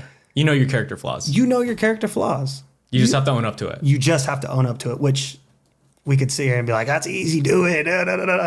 But of course, it's the hardest thing to do, you know? What I've realized is soft skills may be way more important than hard skills. So what do you mean by soft skills? Soft skills. The way you walk into a room, the way you communicate, how you shake someone's hand, your smile, like versus having a job that crams numbers. Like I would rather take someone who has the people skills and the soft skills and teach them how to do Excel or teach them how to run this program versus having someone who's very literate in the hard skill of like whatever that may be with whatever. Yeah. Because those could be taught. Soft skills take a lot more time, in my opinion. Yeah. A lot more work, a lot more self-work that you were talking about. Because those soft skills, they make society run properly, bro. Like the reason why salespeople get so much money is not because they're good at fucking hard skills. They don't understand. They understand the software a little bit or whatever, but it's because they understand people. Right. Because they could relate this dream of the product or service that that they're selling. Yeah. You know? And the society rewards them for it. Yeah. I just think you see those people and it always relates back to they've been through a little bit. You know what I mean? They just been through some shit. Like soft skills are learned from living. Like you have to really experience life to like really, and innately we all have them, but I don't think a lot of, especially as men, we don't really like, even I guess soft skills I'm relating kind of to emotionally as well. Because emotional intelligence can play a major role in selling or whatever the case may be. But the people who have the deepest and the best bag, like their bag of like work they've done of soft skills is people who've been through some things. If you haven't been through anything in life, you're not going to be able to talk to anybody. Like if me and you sat in a room our entire life and then me and you came in here and was like, we can talk about anything. We couldn't bounce ideas back off of each other. So how long did it take to paint these walls? Yeah. You're like, I don't know, bro. I just moved here. I'll relate it back to Hunter's race, dude, because I knew he was going to finish it. I did too. Because he put all the work necessary to do so. Yeah. Like he had that bag so full with tools of like the nutrition and the time spent. It was yanking them out. And unlimited. And the thing is like, it's just being prepared to do the thing. Yeah. And some people don't realize how much work that is, bro. Like the amount of time, like I'm just saying the running thing because this dude spent every weekend 40, 50 miles leading up to this. Yeah, I watched it. Yeah. I followed him. I saw it. Bro, when I saw him chasing a coyote, I said, yeah, he's got it. His bag is deep. Like he's finishing this no matter what. I don't care what happens on there. Bro, Hunter's different. Like conquered it. Yeah, he conquered it. What do you call it? The artistry or creativity of haircutting? Yeah. I guess the artistry. Yeah. Artistry? Yeah. I guess, do you treat cutting hair like an art? I guess, yeah, it's an art form. Because each haircut is like specific and... Well, different ethnicities too, right? Yeah, it's detailed to that. It doesn't matter who you are. It's just detailed to that person, right? You're Filipino, right? I could have another Filipino guy, but the way I cut his hair might be different than you. The system might be the same, but like obviously you guys have two different hairstyles. So like each haircut is creative in the aspect of like you're forming it to that person. So it's like a specific kind of creative thing. And like the system is the same for everybody, but... how would you break down the system? It's just how you learned, I guess, the steps of like how you fade or how you use scissors or shears. Damn, the barber world's gonna kill me saying scissors. Oh man, shears. Cheers. How Cheers you one more time. Yeah, let it cheers. Cheers. Cheers to shears. Cheers to shears. But it's all tied back to the client. So like there's creativity in that, but obviously it's limited as well. Because like if you come in and say you want a burst fade and you want what the fuck that is. you kind of have it. You kind of have like a little mid burst taper, but like a burst would kind of go behind your ear. Okay. That's kind of how you get that mullet mohawk kind of look. But if you wanted that, right, you're gonna tell me, do you want a mid, low, high? Do you want a skin? Do you want a half? Do you want a 1? Do you want a 2? So like the creativity gets limited in that aspect, but it is creative because it's detailed to that person. And like how I cut your hair is gonna be different than how your other barber cuts your hair. Creatively, we're just two different people. Yeah. And we're taught two different ways. So, but I'm not the most creative person, like as far as just like being creative and flowing creativity. So I think with my haircuts, I'm really focused on more like the client experience and really just providing something for someone. Providing that service. You're getting a good haircut, and did you enjoy yourself, and were you comfortable in my space? Those are like good haircut, comfortability, and just overall great experience. Like those are my 3 when it really That's comes interesting, bro, because there's a lot of people who would just say it's like a creative job. Yeah. Like barbering or whatever the service is. But like hitting those 3 points is very like a business minded, like. Yeah. You have to. I think if you want to scale it, if you want to be a basic barber, I'm not going to say basic. If you want to be a regular barber that cuts in a shop 9 to 5, be as creative as you want, whatever. There's nothing against that. There's different barbers for everybody. Every barber wants to do something different. But as far as business minded barbers go, you could scale barbering to some crazy heights. Like, You've seen it with your sister. I've seen it with my sister. I've seen it with influencer barbers, the popular barbers. Like they've taken barbering and went to whole new scales. So it's not like this dead end, just creative career. Like, oh, I'm just messing around with my life. You can really take it to the next level. So I guess what are the steps to do so? I mean, I'm still figuring it out. You know, I'm not all the way there yet, but I think. I guess the steps to where you are now, because there's a lot of people who want to run their own shop, who want to run their own chair. It's getting people to have the system that you have, because you have a cool system in the sense of like people could book by themselves. You don't even need to do calls or anything. No, appointment only. Yeah, appointment only, and that's a blessing. And it's not even just appointment only. Like they book the appointment on like an app, right? Like that alone is difficult, bro. Yeah, like that's a cool feature that you have because it takes your communicating space out of it. Like it saves you headspace. Yeah, it takes like with these apps now, like with Booksy or whatever cutting app you use, it's like its own little program that like takes care of the business aspect of it. Like, and I kind of just get to like, run it, but also kind of not have to talk to nobody until they get to my shop, and then which is it's kind of crazy. It's a cheat code. it's a cheat code. Like barbers back then paved the way for us now, because like we have it so easy, bro. Like as long as you put the work in and don't cheat the game, like you're gonna get results. And I think as far as like growing the business, you have to get people in your chair and you have to keep people in your chair. However you do that, that's up to you. That's your own personalization. But like, you're never going to grow the business. You're never going to be able to just be on a standalone, like in a private studio or wherever the case may be, your own shop, if you don't keep people in your chair.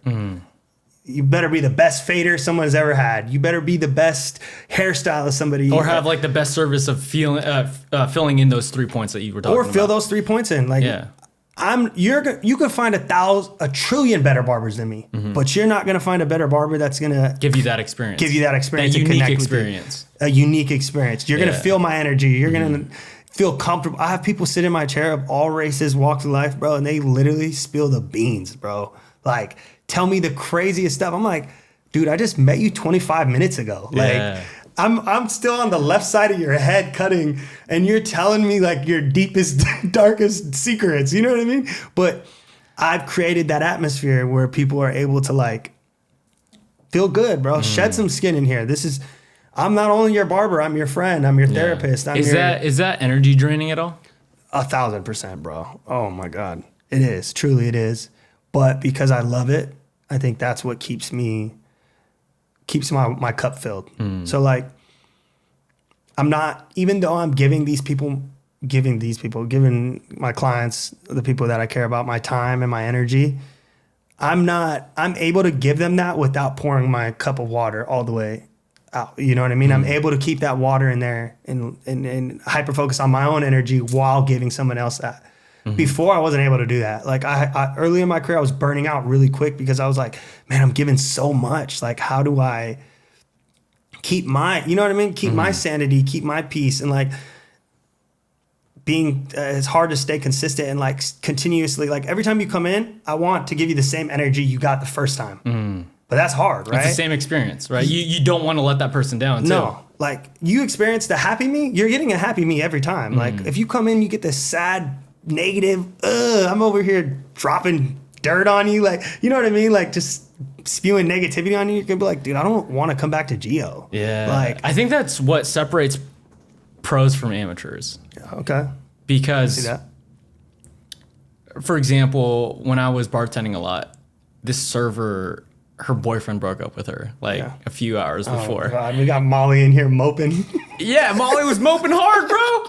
And there was only like 5 servers on deck, and it was like a 10 server night. And she was like, I need to take the night off. Like, I'm going through it. Like, yo, you're losing money. You're putting everyone at risk now of like failing the night. Like, get your shit together, dude. Leave it but at the she door. just left. She just left. And I was like, yo, you're hurting yourself more than anything. Like, you're just going home and moping. Or like, I've had coaches that I managed before for personal training at other gyms that they were like, I need an emotional support day. And they teach a class in 30 minutes. I was like, yo, just teach your class and then go have your emotional support day. Right. Like, that's some hard advice, bro. But that's something you have to learn. I don't think that's innate in a lot of people. I don't think we're, especially with females and just like people who are very like emotional. I'm not saying males and females can be emotional, so not just females, but like if you're an emotional human being, you have to learn to be able to leave it at the door, to compartmentalize those emotions. It's easy for you, right? You could just block that off. And I don't think it's easy for me. I don't think it's easy for anybody. Right, but you could do it. So yes. I guess it's easy for us to say they should be able to do that, but like that you have to kind of give grace, but at the same time, like that goes back to you have to put the work in. Yeah. You have to learn that, like, because you are hurting yourself. You're hurting everyone around you. Now it's like, okay, well, now we're just waiting for the next big thing to affect you so that you can affect us. You know what I mean? Yeah. So I get what you're saying, like, but you have to put the work in and you have to learn that because people, that's not. I didn't mean to say it was easy for you because I feel like you're self-aware and you had to work on that too. I don't think it's easy for anybody though, bro. Yeah, well, I think some people. They just some have it. people are they just no emotions.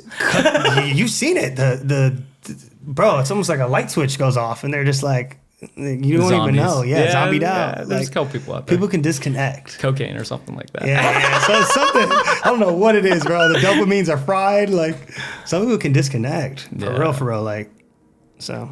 Yeah. What do you call it? We talked a while ago about it was something about your car. So there's people who value certain things. Yeah. Right. And there's this guy called Ramit Sethi, and he wrote this book called "I Will Teach You to Be Rich." Okay. And he talks about how spend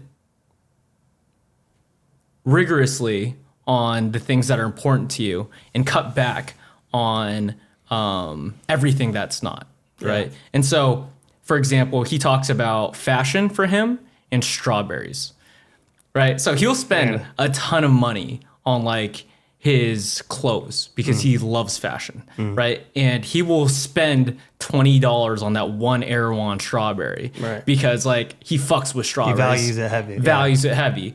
But I think it was some other aspect of his life of whatever it was he does not value at all. So he cuts dramatically on those prices and stuff. I guess like you have a dope car. You got an AMG. Yeah. Super sick. Close. What is it? It's a CLE. CLE. AMG body, but the engine's not AMG. It's AMG body? Yeah. Sick car. Super close. Super close.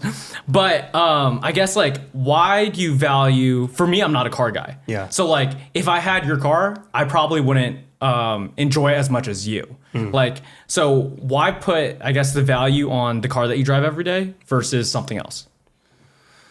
Oh, fuck. That's the struggle of my life right there, bro. Like, again, back to what I was saying, like valuing nice things and having that value, but then the other aspect of me, like not caring about those things. So when I got my car, the idea behind it was to push myself. One, financially, because like if I can afford my car, I'm gonna push myself to grow in my business, which is gonna help me in all aspects. And then two, like you want to be that person, be the part, right? So like I want to like be financially free. I want to drive a nice car and all those things. So that was the aspect of that.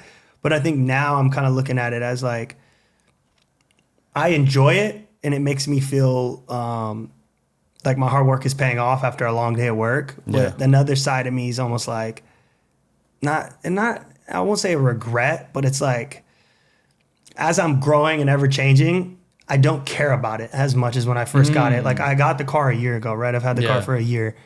And that first 6 months, boy, I was on planet not, you know what I mean? I heard the saying, getting things is fun, having things isn't fun.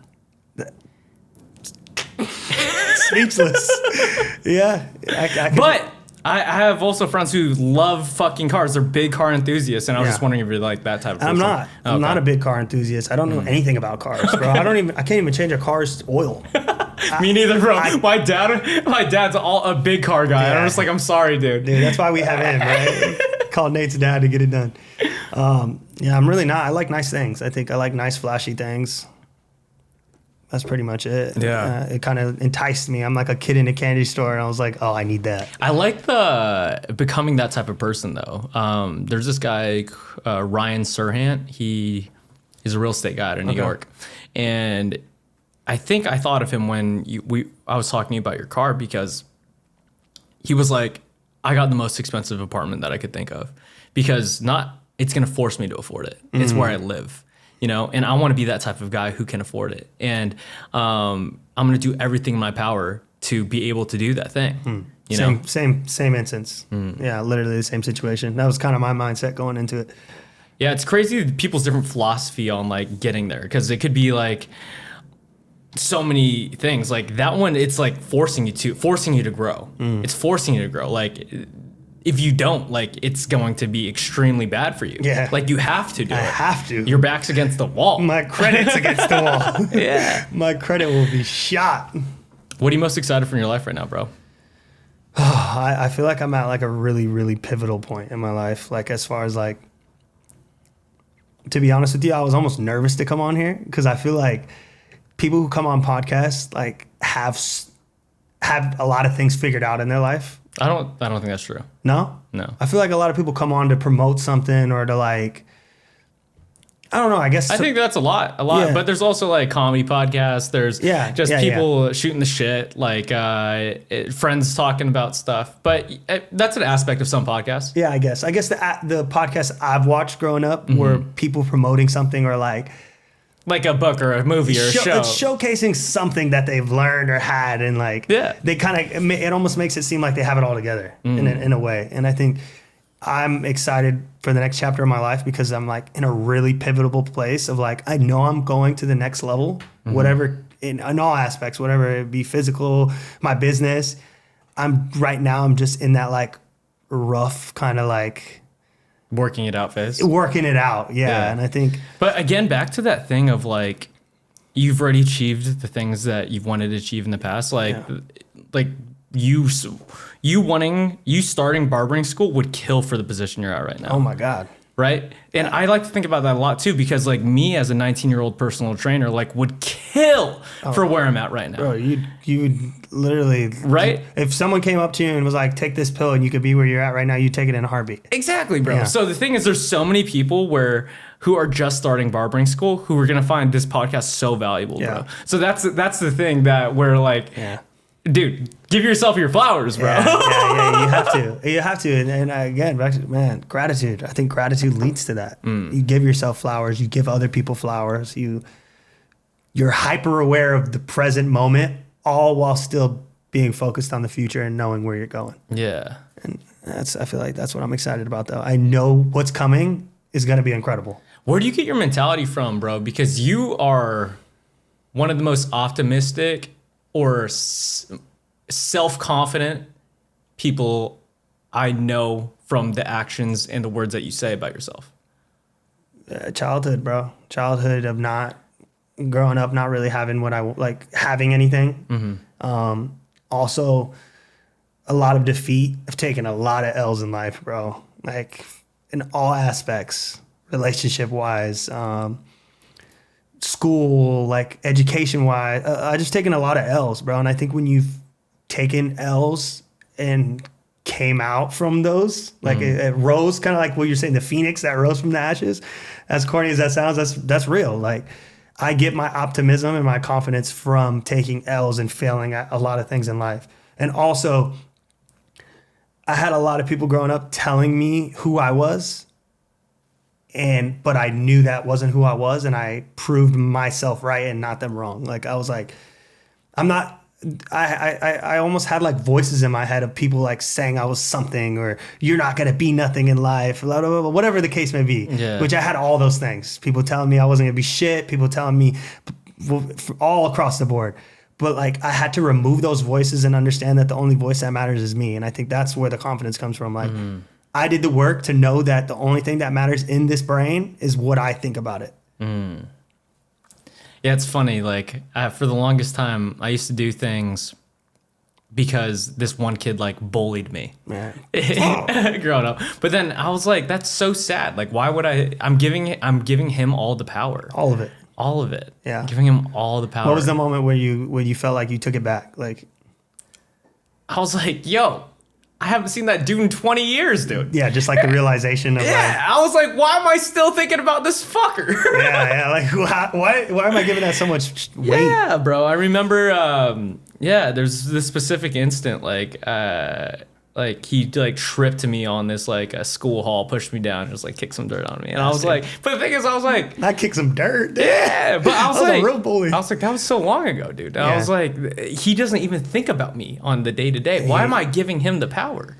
You know, it's embedded. It's embedded. It was embedded in your brain. Yeah, but like letting that go is, it does superpowers, because there's so many people who live that way their entire life. Like, oh yeah, this guy bullied me. I was like this and that, blah, blah, blah. But and then what? Other people get bullied. Then what? Are you gonna use it as a crutch? Yeah.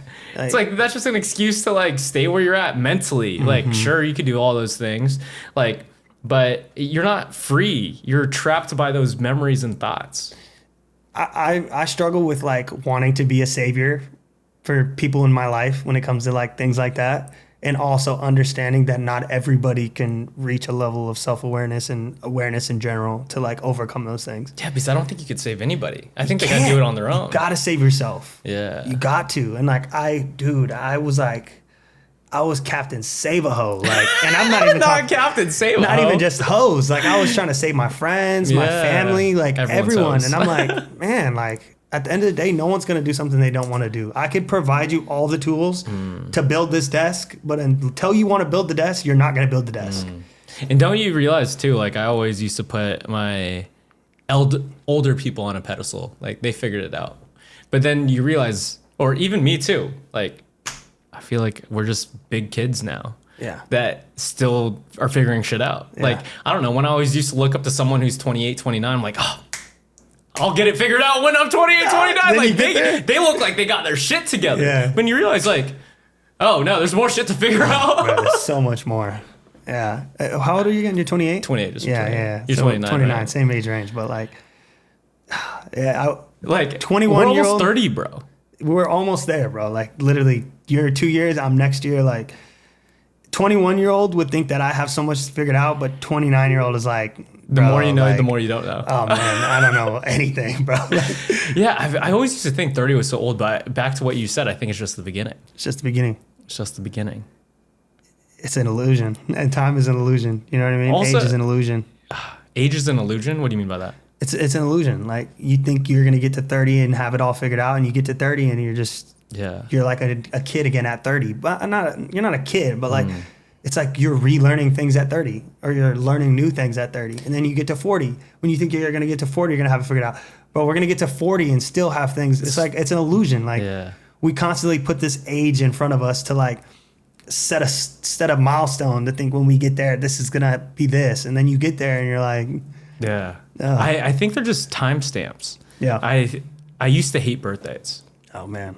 You're one of those? Never celebrated it? Never celebrated until I think 2 or 3 years ago. Thank God. We switched it. Your birthday this year was fire, too. It was fun. It was a little park shit. Yeah, that was dope. But I was just like, time is just time. Like, every day is a great day. Yeah. Like, celebrate every day like you want to celebrate it. Right. You know, like, but I do appreciate like the cycles of life and stuff now. Yeah. But I don't know if it's cool or not. I do it because other people want to celebrate you. Yeah. Like the amount of friends are just like, what are we doing? Yeah. You know, and I'm like, okay, that's cool. I think that's dope that you're switching to that, because I think it's important to celebrate your birthday, because it's like, if you don't celebrate you, like. But you could celebrate you every day. You can. It's just like, feel like that's like the big the one. day. That's the day. That's the day you get to celebrate yourself and bring people together, bring whoever together, and really you're at the forefront of like the experience, which is dope, because like even for your birthday, right? Like we're at this cookout, and like I'm looking around and like this is so cool for Nate, because like he brought all these dope, beautiful people together to like celebrate him. These are connections you made throughout the years, people that you value, and now we're all at a cookout eating food that, like, you know what I mean, that we all kind of brought together, and now we're celebrating you. Like that's important, bro. Like, and I think people need to celebrate themselves so that we can, one, teach others how to celebrate us, and two, give the opportunity for other people to celebrate us. And I think with you, I feel like you were, correct me if I'm wrong, but you're almost like, I don't need that. Yeah. But you do. Yeah. Like you do need that, bro. Like you're an incredible person. Like you need, if not every day, a day to like really showcase who you are, or to celebrate your, your accomplishments. Do you think that's important for everybody? I think it's important for everybody. I've met a lot of people that don't celebrate themselves on their birthday in general. Like they accomplish something and they downplay it or water it down. Yeah. The world's already trying to water down what you do. Yeah. The hater down the street is already trying to water down what you do. The hater down the street is telling you that this podcast ain't shit. Why are we like, you know what I mean? We have to celebrate our accomplishments and the things that we do in life, because there's already opposition to what we do. Don't create an opposition within your own community and your own camp. Like, and I feel like that's how like birthdays are. Like, I had a boss that never celebrated his birthday, and he'd get mad if you brought up it was his birthday. And I'm like, bro, like, and it almost stems from like this, like, not unworthiness. And maybe it is a little bit of that. Maybe it's like you don't want attention on yourself because you feel uncomfortable, or whatever the case may be. But I think it's very, very important to like highlight. I'm a firm cheerleader, believer that we need to highlight our birthdays and our accomplishments. No matter the situation. I don't care where you are, bro. Like, if me and you ran into each other at a library, bro, and everyone's in there quiet, and you just did the coolest thing on the earth, bro, I'm gonna be the loudest one in the library. You know what I mean? Like, bro, oh my God, like, you know what I mean? Trying to keep my cool, because it's like that's important. Like, there's a yin and yang, right, to everything. There's a good, there's a bad, and I feel like there's already so much of the bad. Why are we taking away the good thing that we have? Yeah, dude, that's an interesting perspective, because just looking at a lot of things that have happened that are good in my life, or seeing cool things happen. Yeah. Like, I won't like celebrate it as much. Yeah. And that's a really good perspective. I don't know why that is though. Like I'm like processing that as we're talking about it. Yeah, dude, because like I'm that person. I'm the person who downplays all of it. I've seen it. I've seen it in person. Like, even just meeting you. I don't know why do you think that's important though? Cause, bro, like, life is hard. Yeah. Life is this is the craziest experience we all get. Yeah. we all have the complexity of waking up every day and being our own character and like sharing experiences and all this stuff and accomplishing things. Like, bro, you have to celebrate that. Like, it creates dopamine, it creates joy. You put good energy out. Everything is energy, right? So like, you're getting a great news and you're just like, oh, well, cool. What? Celebrate that shit. Celebrate, bro. I'm calling my mom. I'm calling like my friend, like because you're muting that energy. That's the optimism that I was talking to you about, like how I perceive you a lot. Yeah. Like I was like, why is she on such a good mood all the time? Like, it's cool. It's good. Like, I'm just like a happy guy at most times, but like you're over the top a lot, which I really appreciate. Yeah. Like, I'm like, it's very attractive character trait. Right. That I admire about you. Yeah. You know. Thank you, bro. I see that. That's cool. What was I gonna say? Oh yeah, your birthday, bro. How was Bali? Oh man. I've never been. Bali's Why should everyone go? top of the line. You should go because it's an incredible experience of culture mixed in with a little bit of like westernization and like they have everything we have here, but it's still like culturally Bali. Like it's and Bali is its own island and its own like energy, its own space that like when you go there you feel it, like the air, the trees, the temples, bro. There's temples everywhere. And like to me that's so cool. Like you could drive down LA and you're not going to see a single temple, and like that's not our religion or that's not our, I guess, culture, even though America's like a cultural pot, but like they're still rooted. Like the people are so rooted in it. They don't care about material stuff. It doesn't matter what you're wearing. They're going to treat you the exact same. They're dope. They're cool. They're incredible, bro. Yeah. They're super genuine, humble people. Like, not one time did I feel unsafe. Not one time did I feel like I was trying to get like screwed over or like one up on. Like, there's a couple. Because I feel like there's a lot of people who are afraid to travel to those like small islands or those types of areas just because it's scary. It's unknown, and they hear bad stories. You know. Yeah, I guess with Bali, it's like Bali belly or like. Yeah. I really don't know other than that. Like getting sick from eating the street food, which that can happen any country you go to. What's the reasoning for that? I don't know if it's the way they cook or if it's like bacteria or something in their food. It's just like cooked or processed differently that like our stomachs here in America are not. But they don't get it. They're accustomed to it. They're accustomed to it. So it's like if we drank our water for all our life, right? You're not going to get sick from your water. But if someone else drank it that's not from here, it not might. Used to it. Exactly. I'm not a scientist. I don't know. I didn't eat the street food, which I wanted to, but like I just couldn't risk you getting don't want to sick. take the risk. Yeah. But I did eat like some incredible food out there, traditional food, everything. They have everything. I feel like there's a barrier that people say that it's like too expensive to travel. Man, you think until you just book that flight. That's all that's the only advice I could say is, well, the thing is, it's not that expensive when you're there, right?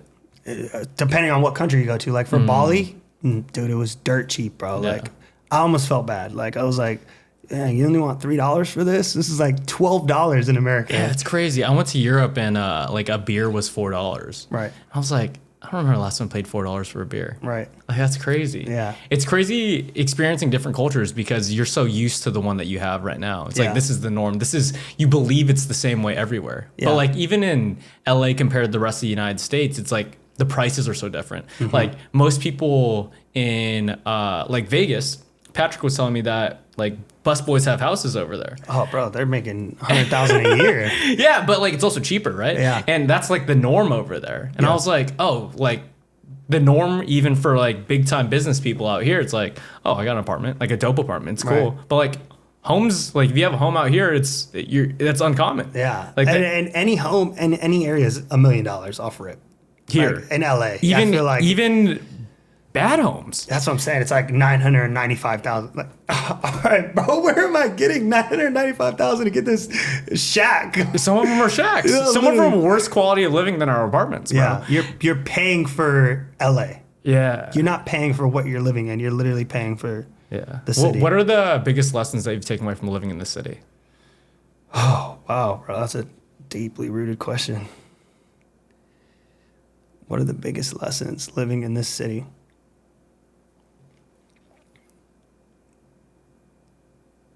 taking people for what they present. So like if I meet somebody like and you're presenting what you're presenting, that's it. That's what I'm taking you as until I continuously meet you. One, so I don't have expectations and I don't get let down. And two, just valuing how you're presenting yourself for good or for bad. Because like you can meet someone, right, and then like they end up being like this terrible person. But like a lot of times they're going to show you who they are when you first meet them. Like even if they're putting their best kind of, you know, face on, take it for what they are, good or bad.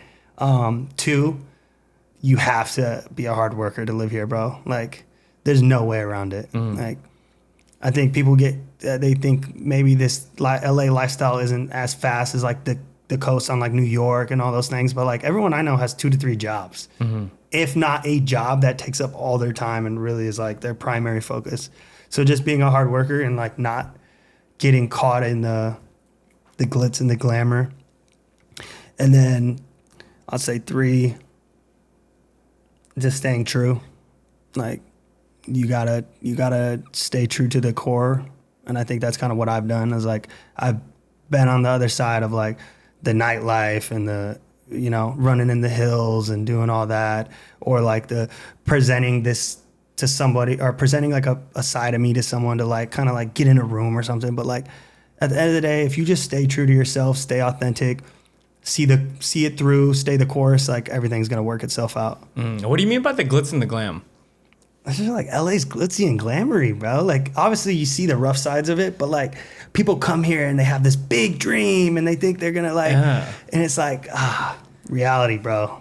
Yeah, I had one buddy who moved to LA to DJ, to become a DJ. Yeah. He lasted like 4 months. Yeah. And that sounds about right.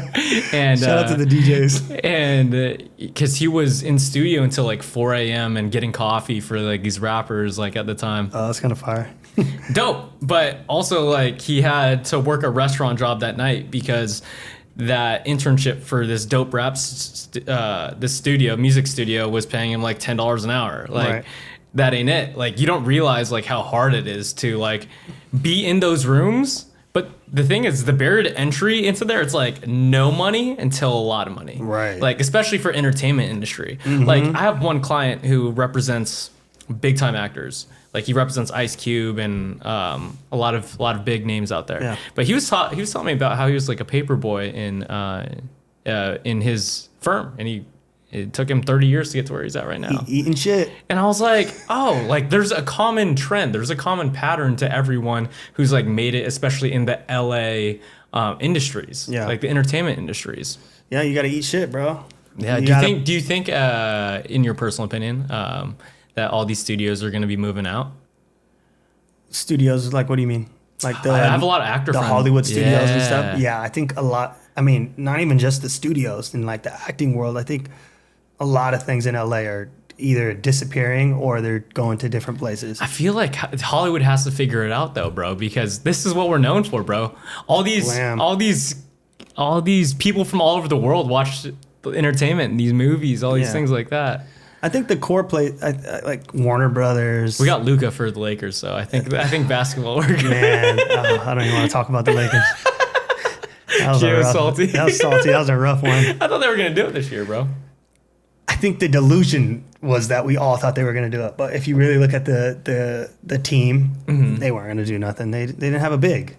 Like they couldn't play a center. Like he would play 4 minutes and almost foul out of the game. Like yeah. So that's a whole different. Why do you is basketball your favorite sport to watch? Yeah. And to play, I guess. Yeah. Football. Yeah. Play and watch. What joy do you get out of playing basketball and watching it? The competitiveness. The story, I guess. So when I'm watching it, I follow stories. The same with like the UFC.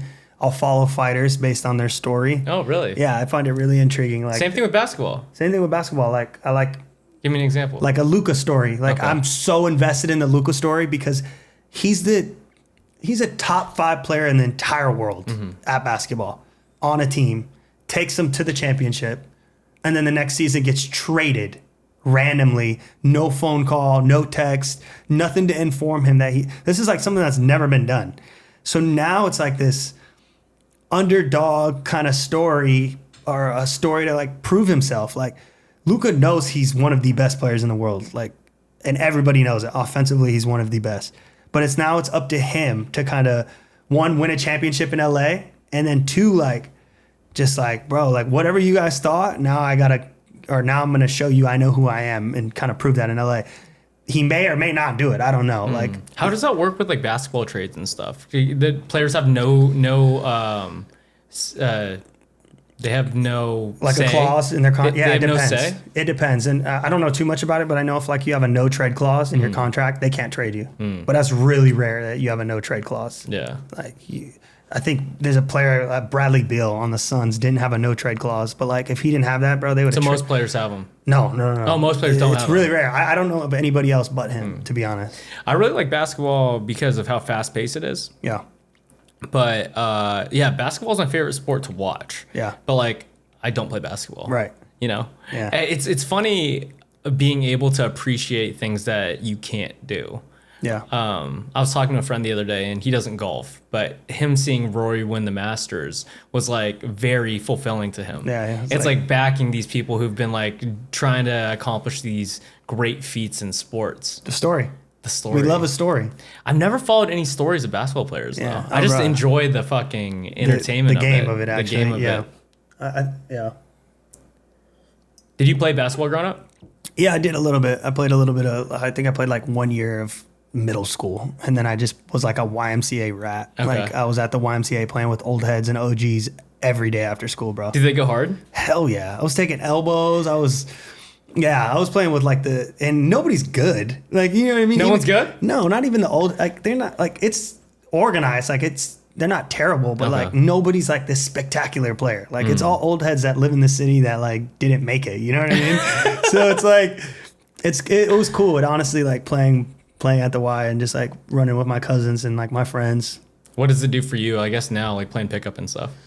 Yeah, just another way to like just get some spurts out, bro. Like create like energy, competitiveness, the community too. Like a lot of I run with like a group on Sunday. Mm-hmm. It's literally the same guys every Sunday, and like we all show up and commit to this thing, and like we're all friends. We all chop it up. I cut some of the guys' hairs. It's like a big community. It's a big community, bro. And it's just like, I think as the older you get, you just want communities in different pockets of your life. Yeah. Like you have your PT community. Yeah. You have your community outside of that. You have your golf friends. You have your friends from back home. Yeah. You have Hunter and all your trail buddies.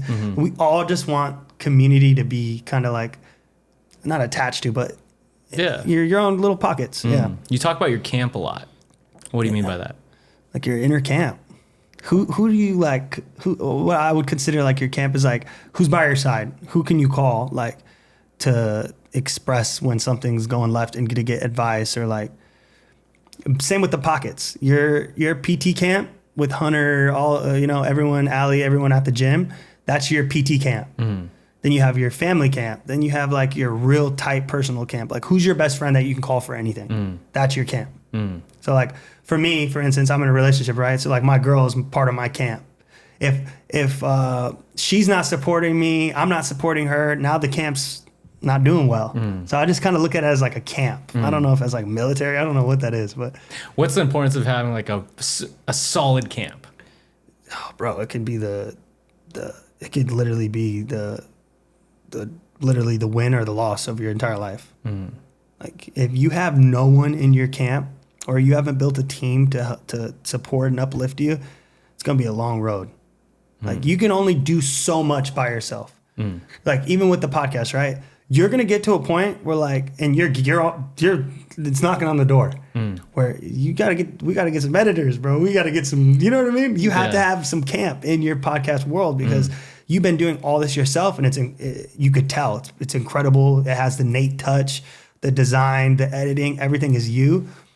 But you're gonna hit a limit. Well, the thing is, like, that's with anything. With anything. Once if it gets so big that you can't do it yourself, now it's time to have a camp. But I guess like that interpersonal camp, like obviously your girl, you have the trainer, your work camp, like all this stuff. How do you develop it to be the most beneficial for you?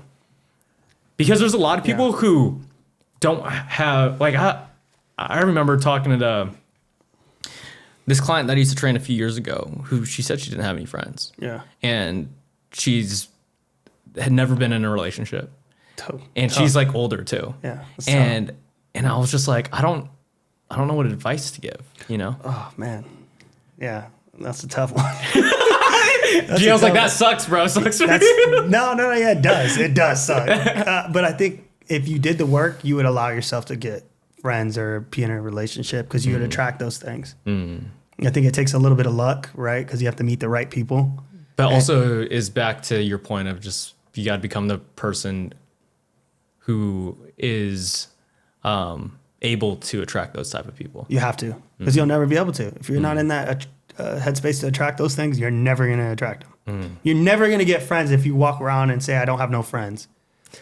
You know what I mean? Yeah, that's fair. You're not. You're speaking it into existence. You're speaking it into existence, and I'm like, you have to reflect. Like, okay, so why don't I have friends?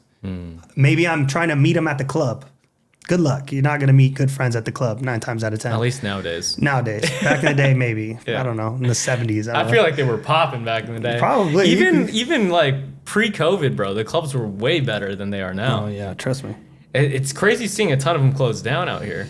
Yeah. I mean, everything's closing down, bro. Restaurants, but yeah. But the thing is, in a couple months, there's a new spot in there. There's a new spot, yeah. The club scene nightlife is just dead. It really is. Yeah, I was telling you about the alcohol statistics. Yeah. About the alcohol consumption dropped, like, I think 70-80%, don't quote me the exact numbers, on whatever the newest 21-year-olds are now. Do you think it's the trend of the gym? It could be the trend of the gym. I also think drugs are drugs that don't affect your next day, like weed and mushrooms and stuff. Are prevalent now. Yeah. Before it was just alcohol. Yeah. Right? And I don't know. I mean, yeah, the thing is there's DJs doing coffee shops and runs now. Like Diplo loves run clubs. I bought tickets. I've already bought tickets to Diplo's Run Club. Oh, is there one in LA? There's going to be one in September. Yeah. I think I could make that. Yeah, I have extra tickets. Okay, sick. Yeah, let me know. Yeah. We'll figure it out. So, it's the new wave. So you already know. Yeah, it's the new wave. He's already Health is the new wave. Yeah. If you're still the guy doing Perkies and Xanax and, you know what I mean? That's not it. We're about to be 30. You know what I mean? Like, young as fuck out here, bro. We're young as fuck, but also grown enough to know that that's not it. Yeah. Well, it affects your day. It affects your next day. So much. I do appreciate. I am a bartender at heart still. I love appreciate a good cocktail still. Yeah. But I don't think I'll ever go that hard again. Like really be outside and crashing 6-7 shots kind of thing. That, and then also it's dangerous driving, bro. Like you can't be driving in even 1 or 2. Nah, yeah. I remember younger Nate, and I was like, you're good.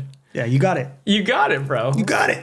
Yeah, and That's not cool. And then I've experienced a couple friends die. Yeah, and I'm like, oh, that could have been you. Like it could have. It could have, and it's good to know that. Or like I used to drive like an asshole. I was like, I don't drive like an asshole anymore.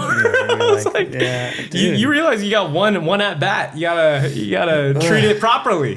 But unless that earthquake touches close to home too, you don't really have that perspective, right? You had friends that passed away, so you really have that perspective of like drinking and driving is not it. Yeah. That's one thing that motivates me every single day, bro. Is I've had a couple friends commit suicide and a couple friends like die from like drunk driving and stuff like that. Yeah. And it just puts shit in perspective because it hits home. Yeah, it's close to you. It's tough. Because as young kids, do you think we think we're invincible? Yeah, you really do. You're not. Yeah. We'll be the first. We'll let this be the platform. You're not invincible. You're not invincible. You're not. Take care of yourself. Please. All right, brothers. I think that was it. I think that's wraps. Where can everyone find you? Where can everyone get haircuts? Yeah. Instagram, Giovanni the Barber _. Right on there, you can get my link, Giovanni the Barber at Booksy. Look at that guy. Giovanni the Barber, Booksy.com. Book your appointments. Instagram, Giovanni the Barber _. That's really it, man. You want to talk working out? You want to talk barbering? Hit me up. It's so funny that he put working out before barbering, guys. Yeah, man. Am I a PT trainer now? No. All right, guys. We'll see you next one. Yes, sir. Peace.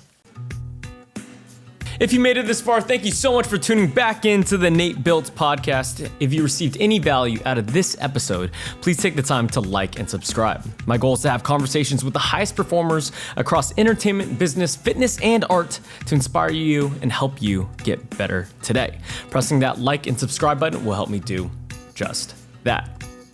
Thank you, my friends. I appreciate you so much for your time and attention.